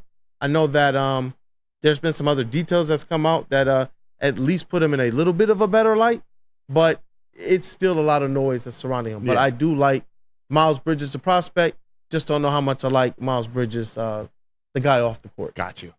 Hey, we have 8 days. 8 days till the draft. Just don't draft Zach Edey. What? Just draft Zach Edey? No, just don't draft Zach Edey. Not even as like a second. Don't even draft him. Please don't. Is he going in the lottery? No. I've seen Zach Edey creep up this first round of the draft. At first, when it was during March Madness, I heard people saying early second round, late first. Now I'm hearing as high as 17. And so that's an interesting one to me. If Zach Edey goes 17, then you're looking at somebody else falling that much further for the Pistons to say, you know what? let's try and trade back into this first round and grab player X. Because I do believe the Pistons are going to have their opportunity to go back into this first round this season and get somebody that absolutely tore up March Madness. I do. I think they're going to have their opportunity to walk away from this draft with 2 good young players that can contribute right now. That's not Zach Edey. That's not. I don't think that's Zach Edey either. I don't. That's what excites me more about Donovan Clingan. When you look at what this guy can do, you talk about, we're going to break it down more as we get along, but you talk about being able to set a screen and clear everybody out for who you're setting the screen for, as well as yourself as a roller, to be able to slip screens as a 7'2", 280 guy. You know what a slip screen is, right? When you walk up and before the screen is set and you see the defender rest, then you roll straight or cut straight to the basket. His ability to catch the ball when another defender was stepping up and to be able to shift his way to the other foot and then jump around the defender. That type of stuff from a 7'2", 280 guy, yeah, it's man. Rashid-like. It was awesome. It's lateral movement. Yeah. It's that's a, you can be. Is dope. That's the difference between a Clingan or Klingman. Clingan and the Edey. It's that lateral agility. It's that athleticism when things break down. Just your having a sense of your center of gravity to be able to catch it up here and make a Euro step, or be able to gather yourself, or to be able to catch it and keep the ball up and make a 10-footer or an 8-footer around the rim. Yep. It doesn't feel like Edey fits today's NBA, but there's always an outlier. I'm not a big Edey fan, but he is so big and so strong. Someone's going to take a chance on him. It's whether he works in someone's offense, whether he can make it up I'll and just down the enjoy court. when someone like Joel Embiid is just blowing by him, dropping 50 on his stupid ass. Look, that's why, Kiasi, he said it all gets down to this. The Pistons won't make the playoffs until they improve in defense tremendously, period. And he put 2 T's at the end of that. So he was really emphasizing it. And that's what influenced a lot of my list as well. There's some players that some people really like, but because of defense or their inability to be able to be versatile defensively, I couldn't rank them as high. Everybody that I have kind of high in this list, with Matt Buzelis being one of those guys that's really starting to impress me defensively. He's really starting to impress me defensively. That's something they all have in common. Everybody in that top kind of 5, 6, 7, they all have the defensive ability to be great at the next level. And just outside that top 10 list is me and Dante, our boy, Bronny James. Bring him home. Okay. Bronny James in the second round. Zach Edey with another first-round pick. How you loving You'll that? either not see me in work the next day, or I will be on air with a vengeance. It would be seething Justin. There will be one or the other, no in between. I don't remember the last time in history of any professional sport you could draft 2 players at the same time, one of which is one of the all-time greats of the game, regardless of if he's 42 years old. Pick. You don't think LeBron James would help Cade Cunningham? Man. And nowhere did I say Bronny This James. scenario is asinine. Right, you lucky I'm busy, man. I would push you out right now. You lucky I'm doing something right now. Look. Should have added a little spice, you know? Let me start here. From just a basketball perspective, you take all of the Detroit Kool-Aid out of the equation. Of course, LeBron James would help this Detroit Pistons team tremendously. Right? Tremendously. But you put the Detroit Kool-Aid back in, you put in the fact that these teams mean something to me on a historical nature, on a legacy nature, and I just don't want to see it any more than I wouldn't want to see Michael Jordan in a Pistons uniform. I can't do it. I can't, man. Fair. I don't buy the fact that he'll come here. Like, I can't lie. Where he's like, I can't lie. Like, everyone's just like, oh, he's going to follow Bronny. Well, wait till Bronny comes to Detroit, and then watch LeBron stay in LA. It's a boot 'em kids then. Oh, shoot. You got drafted? You got drafted to Detroit? Boot 'em kids, bro. I'm so sorry.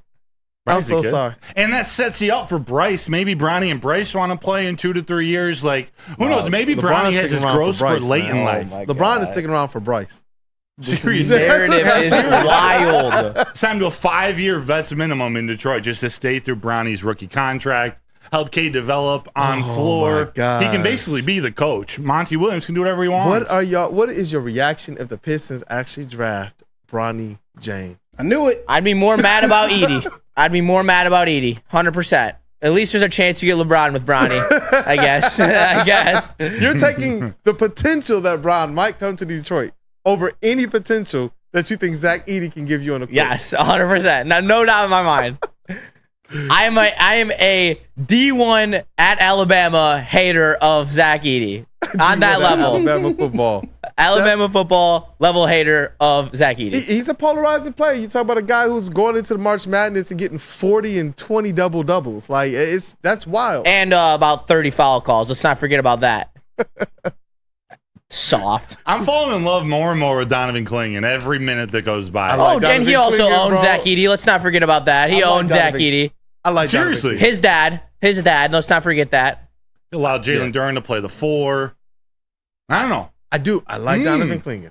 He's number 6 on your list? When you talk about paying a person like Nick Claxton $25 million a year, someone like a Donovan Clingan becomes that much more attractive of a player on a rookie scale contract who's going to give you, hey, you guys already know, give me to those 3 stocks per game. He's getting you 2.5 blocks per game and a half a steal per game. That's Donovan Clingan. He's in that 3 stocks club, and that's rare for big men. You don't see that much unless they're just averaging 3 or 4 blocks per game. Even Andre Drummond, he was a guy who got up to, at some points, 4 stocks per game, getting you a couple blocks and a couple steals. So I like what Donovan Clingan has. His ability to also defend man-to-man in a pick and roll. Like, he's good with his feet defensively, where he's not necessarily going out there, to your point, and over-fouling like maybe a Zach Edey would do in the NBA. So, yeah, Donovan Clingan, that's a dude. 7'2", 280, nimble feet, offense, defense. He's wrecking the paint. Put him at tight end, Dan. He's a Dan Campbell guy. Put him at tight end. The Rams need a tight end. I think. The last, actually, too soon to bring up that little Kirby Joseph hit. I do think they actually do need a tight end. We're going to come back. We're going to talk about the Los Angeles Rams. Yes, sir. We're going to talk about their offense. We talked defense yesterday, talking offense, reviewing up until the season, reviewing the 11 non-conference opponents. Jeff Olson, I see you in the chat. Next week, we're doing the Tampa Bay Buccaneers. But when we come back, we got to talk about Matty Stafford. Yes, sir. Kelly. No, we're not going to talk about Kelly Just Stafford. like them kids. Stay out of Detroit, Zach Edey. Yes. That. Boo them Edeys. Come on back, talking Lions. Lions defense, Rams offense, week 1. Bring it. Cool. Tell us about Swiss. I will tell you about Swiss, and I appreciate you guys for letting me take the time to break down, hey, this Detroit Pistons prospect, and I can't wait to do some more. But now more than ever, it is critical for you to have your insurance reviewed. Swiss Insurance will make sure your current carrier is not slipping in any extra fees. No duty. There you go. Or raising any deductibles. Call Mark at Swiss Insurance today, 313-530-1698. Again, word to my brother Flannel. That number is 313-530-1698. Or visit them online, SwissINS.com, and let them know that Woodward Sports sent you. Hi, my diamonds. It's Crystal with an X. You want to get hot and perfect like me? Here's my super easy routine. Drink at least a gallon of water before you wake up. Attach a weight to everything in your house. Hello? Sell your car and just sprint everywhere. Scream when you exhale. Don't follow Crystal with an X. Do your own thing at Planet Fitness with tons of equipment and free fitness training in our clean and spacious clubs. Join now for just $10 a month and cancel anytime. Thank you to all the fans for making Woodward Sports your #1 online destination for Detroit sports. We promise not to drop the ball. Stop searching for a vehicle and start finding one. Les Stanford Chevrolet Cadillac makes it easy. We harness the power of multiple dealerships and own the biggest selection of GM brands in the area to get you the car you need. With the Les Stanford Group, you'll have access to 4 different dealerships, providing you with more makes, more models, and more choices. We're connected to more than 1,000 vehicles, and with so many high-quality CPO vehicles available, you'll find new car quality at pre-owned prices. You can start and end your search at lesstanford.com today. We are the network for Detroit by Detroiters. Welcome to the Woodward Sports Network.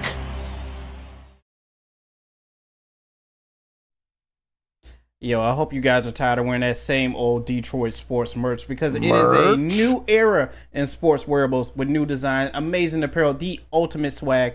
Do yourself a favor, head over to woodwardsports.com, click on that shop tab. We are dropping new designs every single week. We got hashtag BooDemKids out right now. So go and get yourself of one of them Boodum Kids t-shirts. Maybe Kool-Aid can replace it with this Welcome to Detroit sign shirt that he just loves so much. Let's go. I don't know why. But we also got the Tiger sweatshirts and the Dan Campbell and Brad Holmes election t-shirts, hoodies, and hats. So go over to woodwardsports.com, click on that shop tab, get swagged out.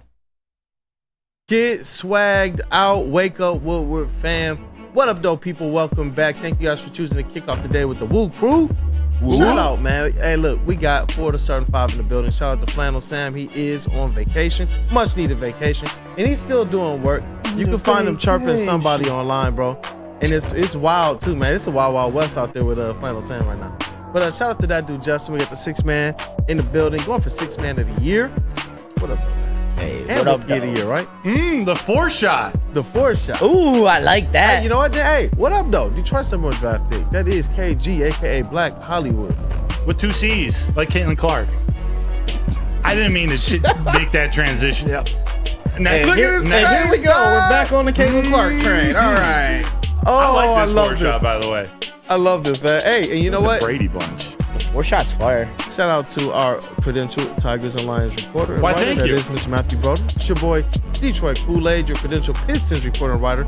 And we got Woodward Sports' MVP in the TD booth. I'm sorry. It's a Sunday. It's a Tuesday. Okay, in the TD booth, we got JBSMOOOOOV, Woodward Sports' MVP. Watch him get a single shot. Look at him. Look at him. Shout out Hutch.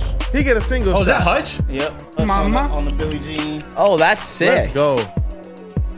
Let's go. And we go. get the 4th shot. Yes. That's because he's MVP. And that's what JB does. Most valuable play. All right, let's talk Rams.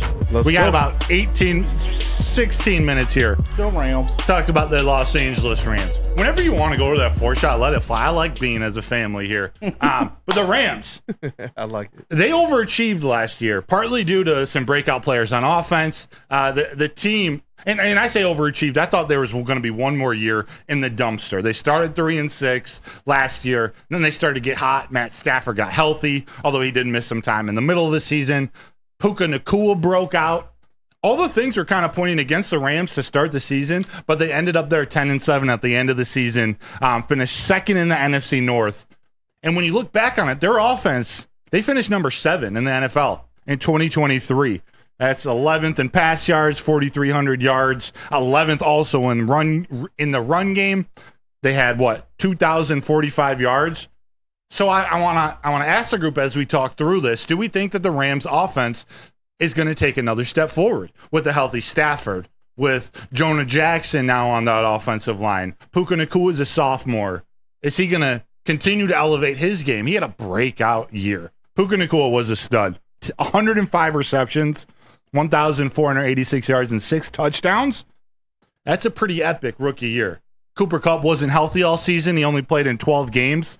9 in 2022. He had 59 receptions, 737 yards, and 5 touchdowns. What do we think about how this offense is going to do? What should we be ready for in a Sean McVay offense in week 1? The key for me with the offense for the Rams is they're like the Lions, where like the O-line makes everything go. And them bringing in Jonah Jackson was big for them. They needed to replace that O-line, but the weapons, they have great weapons. Puka Nacua is now emerging as a borderline top 10 wide receiver. Cooper Kupp still very, very good for his age. And Kyron Williams, shout out, fantasy legend for me, but he's also emerged as a top 10 running back as well. They have the elite talent across the board. It's more, the question mark for them is on the defense, and we talked about that yesterday, but for their offense, I do not see regression on this offense. I see arguably the same thing, but better than what we saw in the playoff game. They're going to come in here, they're going to be riled up, they're going to be ready to go, and they're going to come out flying. But am I saying their offense is better than the Lions? No. Don't get it twisted. No, I don't think so either. But they got the pieces, and what we saw from the Rams offense last year, even with Matty Stafford as their quarterback, they became a little bit more run heavy, or at least more run thoughtful. Like, it wasn't just a spread out Sean McVay, be a wizard offensive game plan type season. They ran the ball. Kyron Williams did sort of, to me, come out of nowhere. What he have? 1,144 yards, which was 3rd in the NFL, 12 touchdowns, tied for 5th. That was with what I didn't think was a very good offensive line, the middle of the pack offensive line. Yeah. And I think that offensive line improved, especially on the interior. I think they moved Steve Avila, now a second-year guard. They moved him to center. They re-signed Kevin Dotson, their right guard. Avila played center in college, by the way. He did, from TCU? Yes, correct. TCU, and he's a stud. They have high hopes for him. That's why they left. I wanted the Lions to draft him. Yeah, ditto. That would have been a nice guard center, little Graham Glasgow type hybrid. He moves to center. Dotson gets a bag, like 17, 20 million to play right guard. Jonah Jackson gets 17 mil to play left guard. So they reinforce that interior. To me, they're one of the better fits, and I can't remember if I named them in our best draft pick fits around draft time. And it's not just because he went to Michigan. I thought Blake Corum going to this Rams team. It was your number 3. Is the perfect fit. It was a number 3. It was your number 3. Okay. In terms of our draft fits, mm-hmm. I think he's a perfect wingman to Kyron Williams. Like, they've been missing that number 2, whether Darrell Henderson, Cam Akers was out there. Like, now Blake Corum is that number 2 to Kyron Williams, who's missed some time. Like, he's not. We can't guarantee that he's going to play 17 games. So they get Blake Corum. They reinforce the interior of the offensive line. I think them focusing on the run game more is going to help Stafford, going to keep him healthy, and help that offense get to the next level. Yeah. Just a few last notes. Jonah Jackson was their biggest free agent addition. Again, they re-signed Kevin Dotson. They signed Jimmy Garoppolo to play backup quarterback, although Stetson Bennett is back. And then tight end Colby Parkinson is the number 2 to Tyler Higbee, who's recovering from the torn ACL that he experienced in the Lions playoff game, the Kirby Joseph hit over the middle. And their draft picks on offense, Blake Corum, kicker Joshua Carty. We got our kicker Jake Bates, so we don't have to worry about this. Carty went to the Rams. Jordan Whittington, the 3rd wide receiver on Texas, he went there late in the draft. Bo Limmer, I really like this center out of Arkansas. I thought he was someone the Lions should have targeted. They drafted him, and then another guard, KT Levinston, out of Kansas State. So they added some bulk to their offense. They didn't exactly add many more weapons. It's still Puka, Cooper Kupp, Demarcus Robinson. I think that's a fine wide receiver group. I think Cooper Kupp's a little past his prime. I expect Puka to have another good year. Does he take a big jump? I don't know. I think he's going to be a good player for a long time. Demarcus Robinson, it is what it is. I think they're going to improve. I think their offense is something to worry about, but I think the Lions are going to match up a lot better with this team. The only question mark, and Jeff Olson just put in the chat, and actually it's partly why I love the versatility of the Lions secondary, all the different types of players. Puka Nacua is a type of receiver that Carlton Davis has had trouble with. Like, it's that not big-bodied receiver, but the quick, the really sharp route runners, finesse, crisp. Those are ones. So whether Carlton Davis lines up on him or not, the Rams can do a lot of things that the Lions try to do with Cooper Kupp over the middle, Amon-Ra St. Brown over the middle, Puka Nacua, more like Josh Reynolds-ish than J-Mo, but like, you see where I'm going with that? Yeah. So, I don't know. I 100% see where you're going. Match up with this offense. With the Davis on Puka thing, but I don't think he's going to be guarding Puka Nacua. I think that you're breeding Terron Arnold to take that role, to take the faster wide receivers, the more athletic wide receiver, because that's what he is. He's an athletic freak, and that's what he's being asked to do, it seems like, as we get these reports coming out of camp. I think that I really like that fact that we drafted Terron Arnold for this reason, because it is known that Carlton Davis struggles against quicker cutters, quicker receivers, and I think that it just sets our defense up for a better place to stop them in the overall. That's a fantastic point. Whether it's Terron on him, Enos Rakester on him, Meek Robertson, there's so much versatility that Aaron Glenn has to play with. Like, you're right. It might not be Carlton Davis. He might be able to just stay on the outside. Maybe that's Demarcus Robinson. Maybe it's Tyler Higbee. He can stay out on those, and you still got Terron Arnold or the other DBs to guard him. Check out this clip. This is Jim O'Neill. This is the new defensive special assistant who's going to be working with Deshae Townsend and the DBs, primarily focusing on the safeties. He has this clip talking about AG, and this is where I want to start.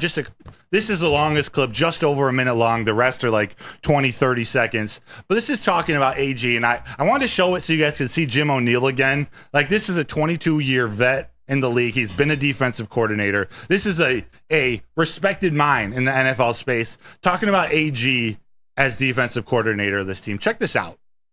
Well, I came out here last year and watched 2 OTAs, and Dan didn't know me, and he probably sat down with me and spent 25 to 30 minutes on 2 separate occasions. So that right there, I was like, wow. I don't know if that would happen in any other NFL building. And then when I came out for my interview, we just sat and talked for about 4.5, 5 hours. And it wasn't necessarily football. It was more philosophy about my family. And he's just a guy that you want to work hard for. He's a guy that kind of, he's what works in this league. It's what you see is what you get. And like I said in the opener, it's kind of what I've been searching for my whole career. And I'm glad to be a part of it now. Okay, pause. That was the wrong clip. We got the real one talking about AG being a no-brainer head coach. We can play for you right now. Or right now. Or this is Jim reminds me of that Chris Brown. O'Neal. Oh, Bow Wow. Pardon? Right now. Right now. By the way, do you see the NBA that Kevin Garnett trade to the Nets is what landed Jason Tatum and Jaylen Brown, those 2 draft picks? Wow. That's doing if you NBA want, right. JB, let's go to break. Let's reset here. Yeah, because the same video that I keep downloading, it's the same thing over and over again. It's Dan Campbell. What's going on with him? Interesting. All right, we'll move on. Let's take a break. We'll come back. We'll finish talking Lions here in just a minute. But let me tell you about Les Stanford.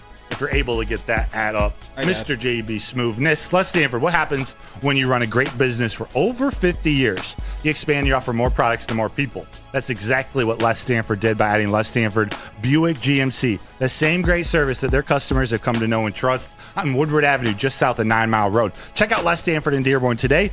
LesStanford.com. That's Les Stanford Chevrolet. Together, let's drive. Stop searching for a vehicle and start finding one.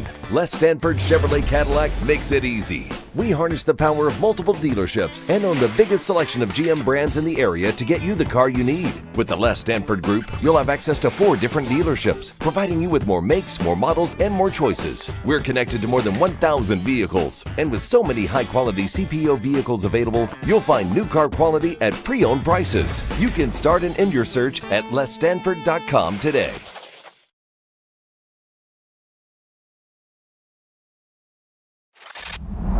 Love Woodward Sports? Love wearing clothes? Then you should be wearing Woodward Sports clothes. Check out our full line of merch at woodwardsports.com. Just click on shop. We have all your favorite designs, like Dan Campbell kneecaps, Woodward golf, and of course, our own logoed out merchandise. Men, women, infants, kids all love Woodward Sports. Impress your friends. Impress your boss. Impress your dog. Buy Woodward Sports merch today. What's up, everybody? Neil Rule, Big D Energy, Woodward Sports Network, home of the Planet Fitness Studios. Let me tell you a little personal story about myself with Planet Fitness. Planet Fitness helped me change my life, and it can do the same for you. The best gym in the gym game. The clean facilities, tons of cardio equipment, tons of weights as well. And look, through all the price increases, inflation, all that hasn't happened at Planet Fitness. Still $1 down, $10 per month, $24.99 a month for the Black Card as well. It's Planet Fitness, everybody, where your fitness is essential. Woodward Avenue, the first paved road in America. Woodward Sports, the first sports network born in Detroit and made for Detroit. You have an opinion? Make sure it's seen and heard. Corner, jumper, tweet us, hop on the YouTube chat, slide in the DMS at Woodward Sports on all social media.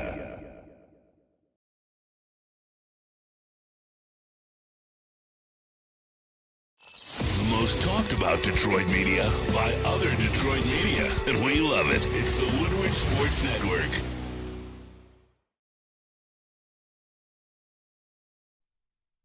We appreciate you guys for kicking off your day Monday through Friday, 8 a.m. to 10 a.m. with the Woo Crew. Wake up, Woodward. But after us, I'm hoping you guys are staying plugged in and connected with the rest of Woodward Sports, starting with Big D Energy from 11 to 1.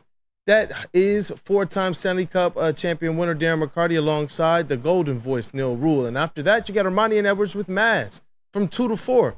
the lovable radio legend Tom Masway alongside University of Michigan legend and former NFL wide receiver Braylon Edwards and Detroit media king that is Fox 2 Ryan Romani. And after that, end the day with the Woodward heavyweights from 5 to 7 p.m. Spin Mo Rags and Easy, Speak Easy Baby, alongside the elite booth, that's Nick Koloff and Chris Platty, to bring you the biggest interviews, the biggest breakdowns, the biggest laughs, that is the Woodward heavyweights. But as always, we appreciate you all, chat family, and all of our supporters and listeners for giving us your support. Continue to do so, because you've made Woodward Sports your #1 digital sports network. And welcome back. Well, what up, though, people? It is Wake Up Woodward. It is a Tuesday show. That's a big number. I need football here now. Seriously. The Both. days away. All of the above. You said 81. All the above. That is a big day. Yeah. There's a very good pass catcher who played for the Detroit Lions. But let's wrap this up. We were talking about the Rams offense. Let's talk about the running game up the middle. Just want 2 clips here to play. And JB, the 2 I'm going to do, it's a second Jack Campbell one, the short one, and then Alex Anzalone. To me, it's linebackers. In this game, we can talk all about the matchups with the wide receivers. We can talk all about the pressure getting to Matthew Stafford with DJ Reader and Ali McNeil and Hutch and the defensive line. But I think this sets up perfectly for the linebackers to show out in week 1. That's Jack Campbell, Alex Anzalone, Derek Barnes, Jalen Reeves-Maben, Malcolm Rodriguez, Ben Neiman. Those linebackers. Yes, those linebackers. I think, Jack, you know. Jack's ready to have a breakout year. Calvin Shepard, he talked about Jack Campbell getting to another level. Like, this is things start to slow down, and your star linebacker, your future linebacker, you got to take it to the next level. This is what Calvin Shepard, linebacker coach, had to say about Jack. Or KG, you know. He's always had it inside of him. I told you, he was my favorite and one of my favorites to this date. Going on my 4th year now, doing the combine interviews. It started at the combine interview. I'm at the formal interview upstairs. Dan, Brad, and all them alluded to it. That guy lit the room up with his energy, his excitement when he talks about football. But now I'm telling you, it's at another level. This guy here is operating like an 8-year vet as far as making the calls, how he sets the standard of how we practice as a defense. And I think other guys are starting to look towards him now. He's out here operating like an 8-year vet. I like that. Because, look, the linebacker core, that was the one, probably the one position group that the Detroit Lions didn't make any kind of improvement at. They're bringing back largely that same room. Same group. Which means they're expecting a lot out of this team, especially with what they did to put some help in front of them on the defensive line as well as in a defensive secondary. And Jack Campbell, I'm going to continue to say this. I like what Alex Anzalone brings to the table. I love the fact that he's rewarded the faith and the confidence that Dan Campbell has put in him. I'm so grateful that he has rewarded that faith. But Jack Campbell, this is your year. This is your team. This is Green Dot. Go out there and be that guy.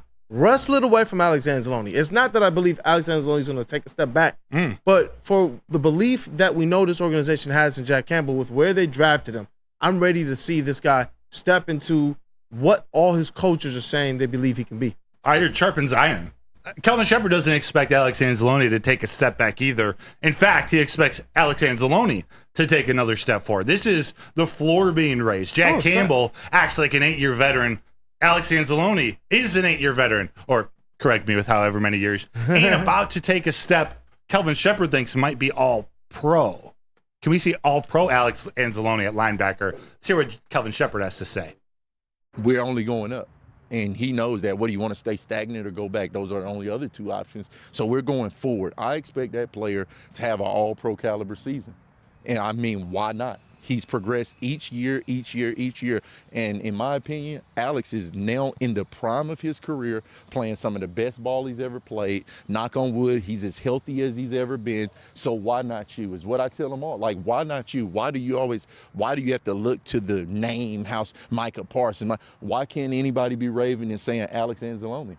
Like, you're a player, you get every opportunity those guys get. So that's the standard, and that's what we live by. I expect these guys to operate like all pro linebackers. KG be spitting, man. KG be spitting. Hey, man. Goodness. It's like Crystal with a G. Calvin Shepard with an X. Oh, man. Hey, I love the foursome. Alex Anzalone, take a step forward. Like, he's gotten better each and every year. Can Alex Anzalone Can he be an all-pro linebacker? Like, I'll preface it. I'll say it's probably difficult because they work in outside linebackers like Micah Parsons, like edge rushers, who they consider outside linebackers, are part of the linebacker group of all pros. Like, they need to separate those. And I think Alex Anzalone would have a chance. There's some really good linebackers in the NFC, though, so that's tough. But you want him to play at that level. That's where the defense takes another step forward. Yeah, definitely. I like what Alex Anzalone is going to be. Whether he can become like an official all-pro in this NFL or not, what he brings to the table for the Detroit Lions, sometimes that matters just as much, man. There's certain kind of relationships and pairings that take things over the top. You look at a guy like Rasheed Wallace, who he was a fabulous player before he got to the Pistons, but the type of player he was for the Pistons, obviously some of his stats took a back seat, but he did it to fit into what this team could be, and that was greatness. I see Alex Anzalone as one of those types of guys for who he is to the Detroit Lions.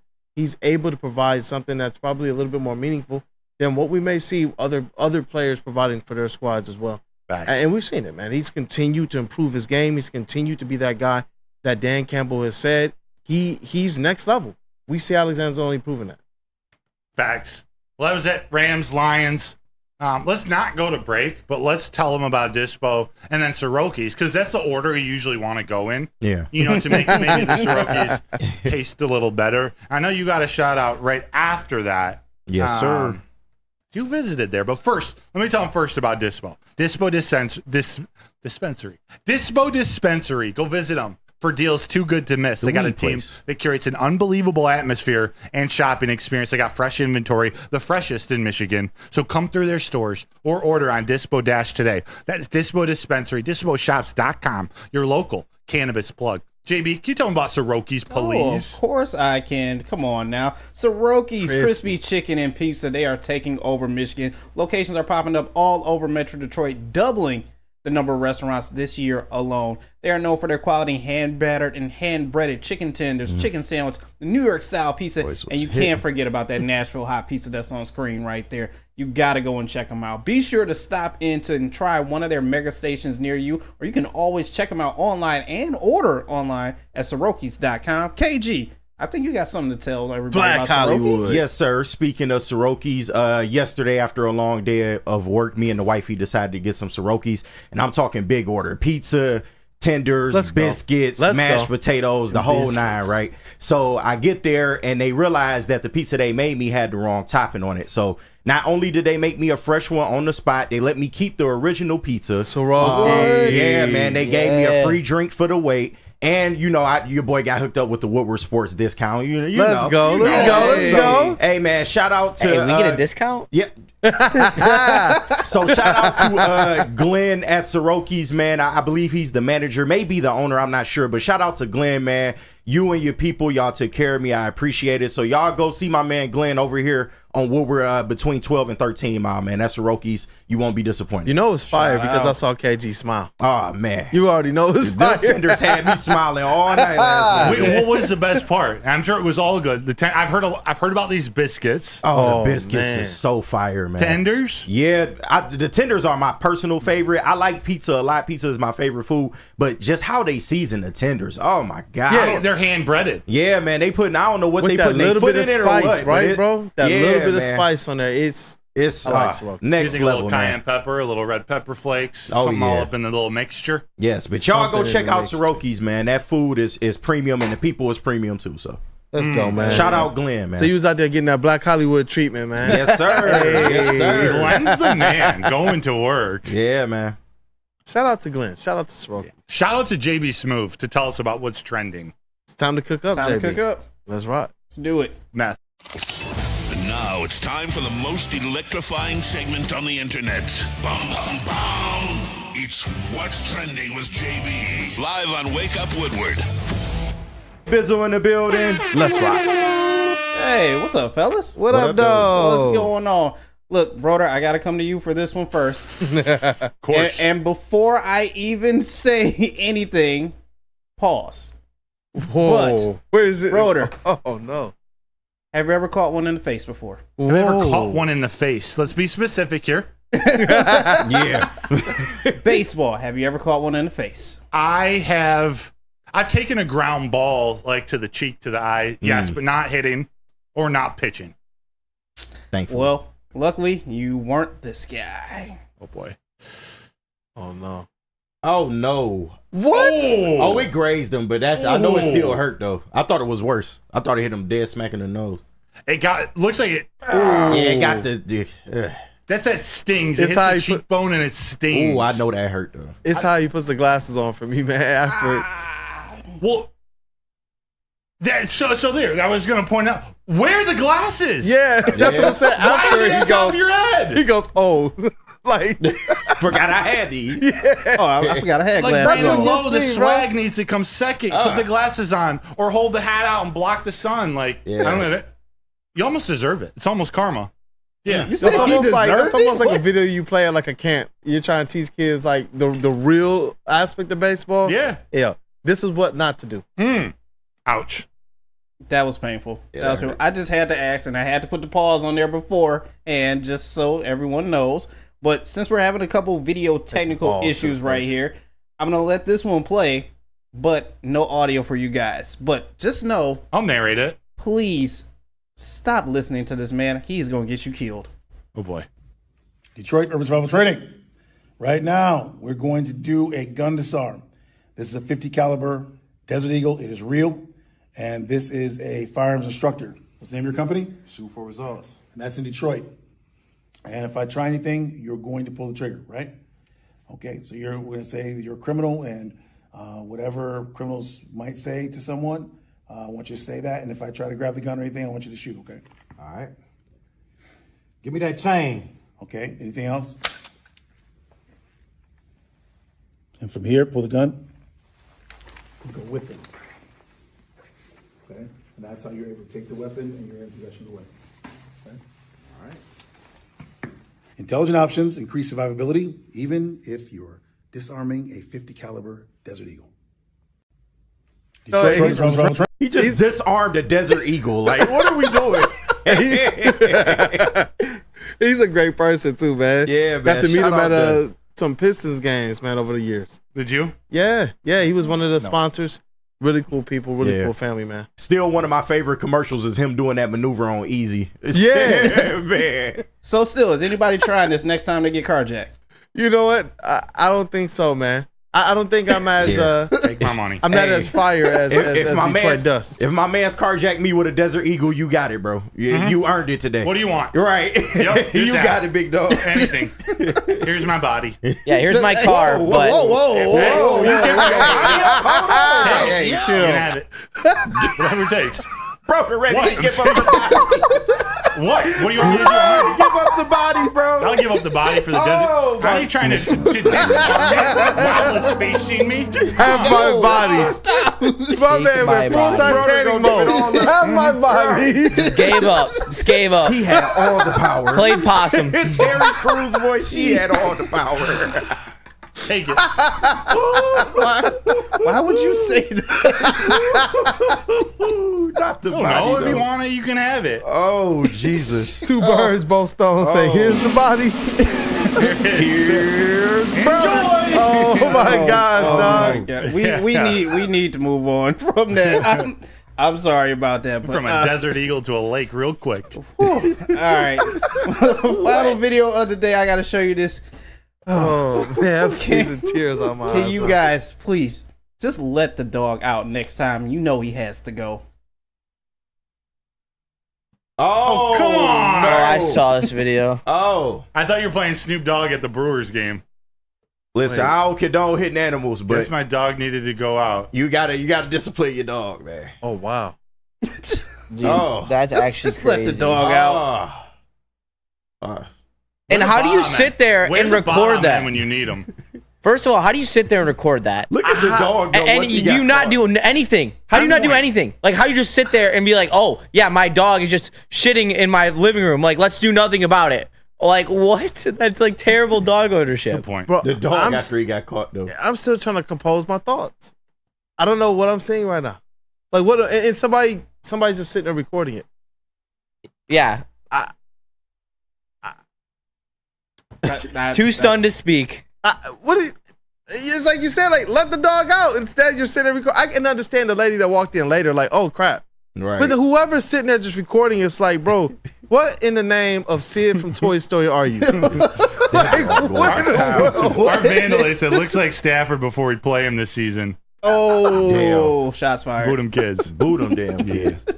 Shots fired. Like how this dog made a perfect circle with his crap. I know, That a was great. perfect circle, but that's it for what's trending. my you God. guys. Let's get into some mailbag now.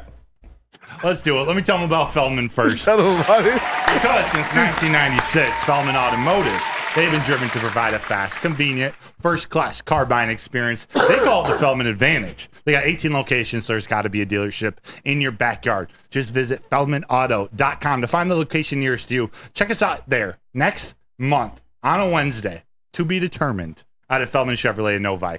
They are Feldman Chevrolet, Detroit's #1 Chevy dealer. Hey, let's rock. It is now time for our Wake Up Woodward mailbag segment presented by the Feldman Chevrolet. The Automotive Group. Hey. The Auto Group. Let's get into it, man. Mason Leach, mailbag. Would anyone be surprised if Michigan, this is a college football question, if turn me up on Michigan that. ran the Big Ten again and was 12-0 heading into the Big Ten championship to play Oregon, Ohio State, or possibly Penn State? Boo. 12-0 is a lot to ask for, man. And while I would love that, we just don't know what this offense is going to look like. I do think the offense might be a little bit better in terms of airing the ball out because Sharon Moore has officially taken over. I know he won't just be a run-heavy style coach, but at the same time, 12 wins is a lot to ask for with these new opponents in the Big Ten.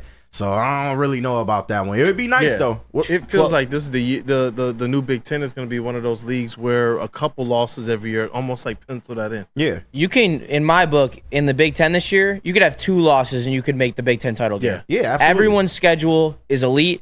There's probably 6 teams that are arguably could make the playoff this year out of the Big Ten.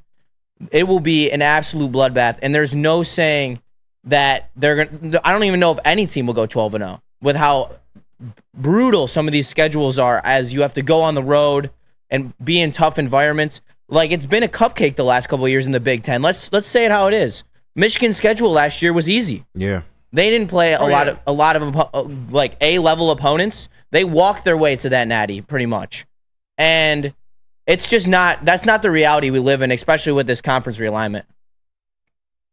I think people are underestimating Michigan. They're not going to go undefeated, I don't think. Yeah. It's a difficult schedule, like you said. I actually do think they're going to be run heavy with Sharon Moore taking over. I agree with that. That's the although there were new offensive line pieces, you still got Donovan Edwards. You got a good running back room. And maybe if Alex Orji's the quarterback, there's going to be run heaviness out of the quarterback spot. That all is to be determined. But I think Sharon Moore is going to have this team ready. Their defense is going to be disgusting.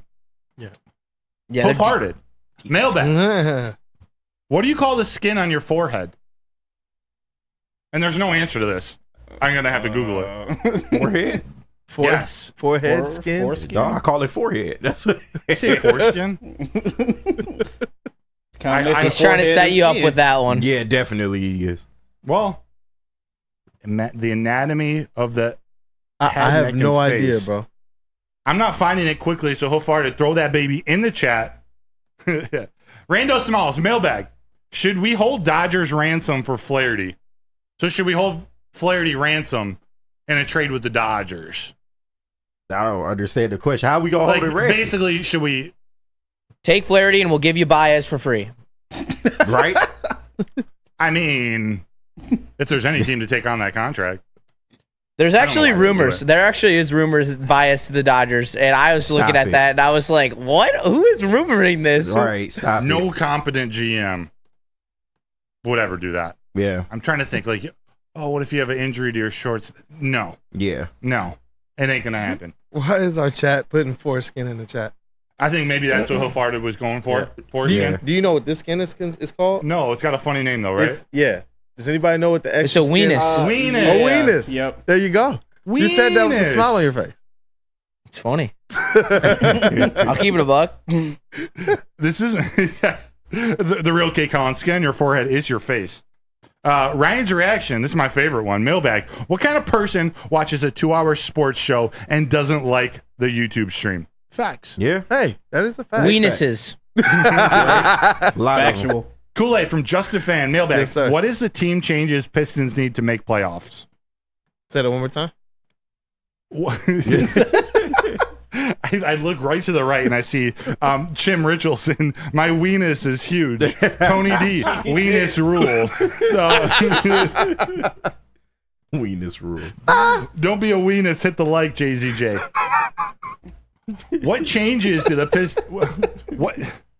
So literally, the exact statement. Yeah. What is the team changes Pistons need to make playoffs? In order to make the playoffs. I think is Not what by he means. next season, right? You mean just what do they need to do to be able to get back to kind of playoff contention?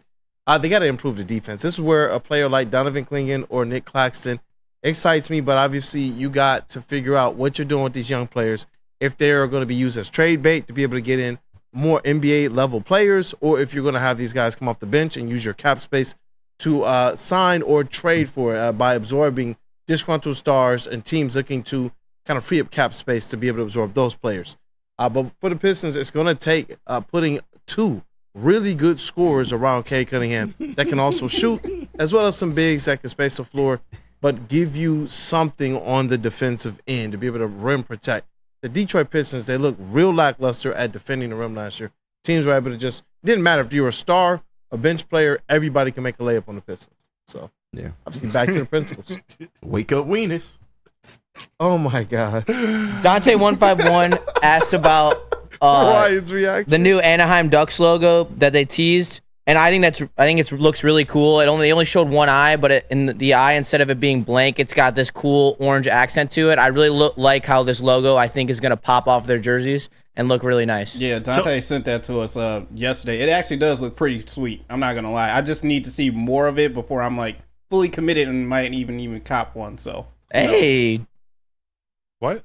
I just said hey, like he's gonna cop an Anaheim Ducks jersey. I was gonna say, so they're staying the Anaheim Ducks. They just their new logo. New logo. It's gonna be really similar. It looks like it's gonna be the duck with the old school hockey mask on it, just with some more details, some more accents on it, a little more poppy, which I think is what all NHL teams that aren't a classic logo like the Wings or the Blackhawks, they need to have that pop. Quack, quack, quack. Because Mr. even yes, and even jerseys like the Blackhawks and the Wings still pop. That red pops off both of those jerseys, and it looks amazing. And that's why most people, including me, say that both of them are top 3 jerseys in the NHL. Shucky Hermes Ducky, logo is quack, one of the quack. best in sports. Oh, 100%. If not the best. Like, top 3 for sure.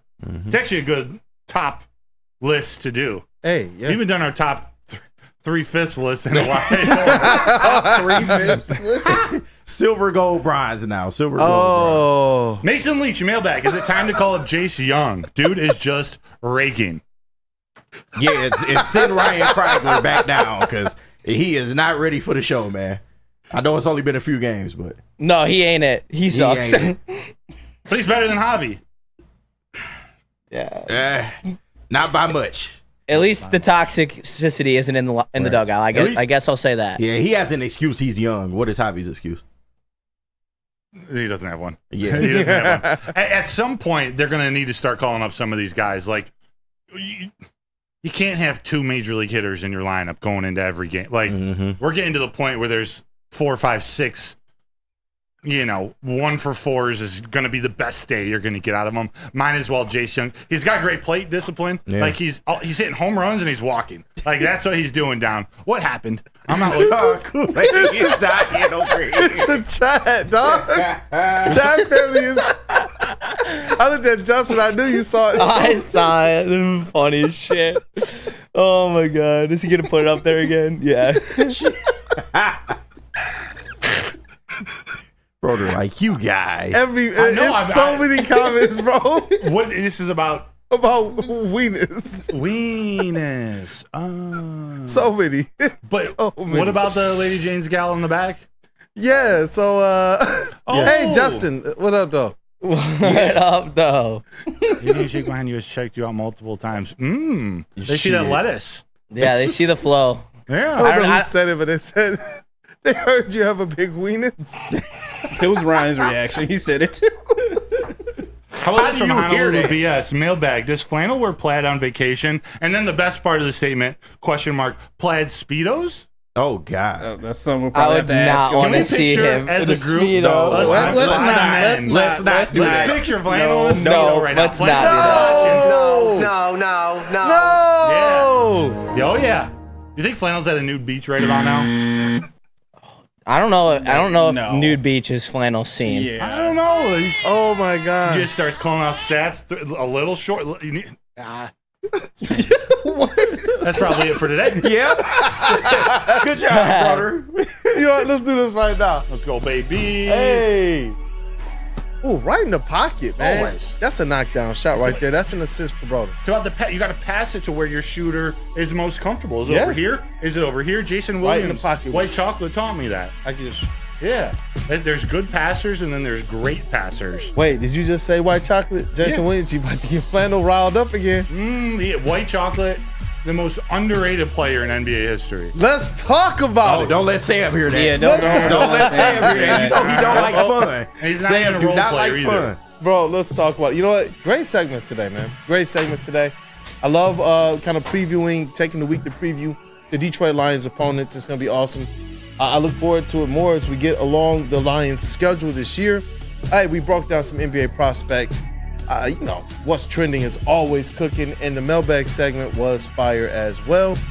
The chat family, you guys are the most important part of this thing. We appreciate you guys choosing to kick off today with the Woo crew. Wake up, Weenus. All right, All right, Bethany, have a good day.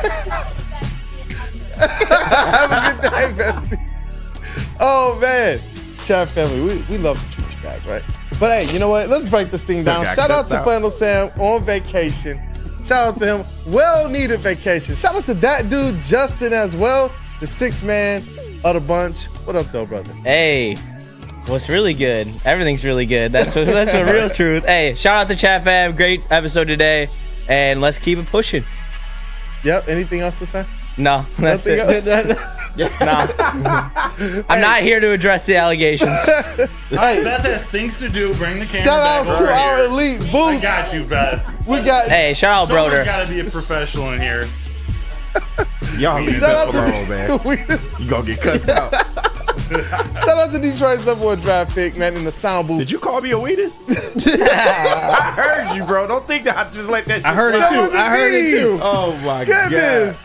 Shout out to Detroit's #1 draft pick. I have to over enunciate now. Yes, you That do. is KG in the sound booth.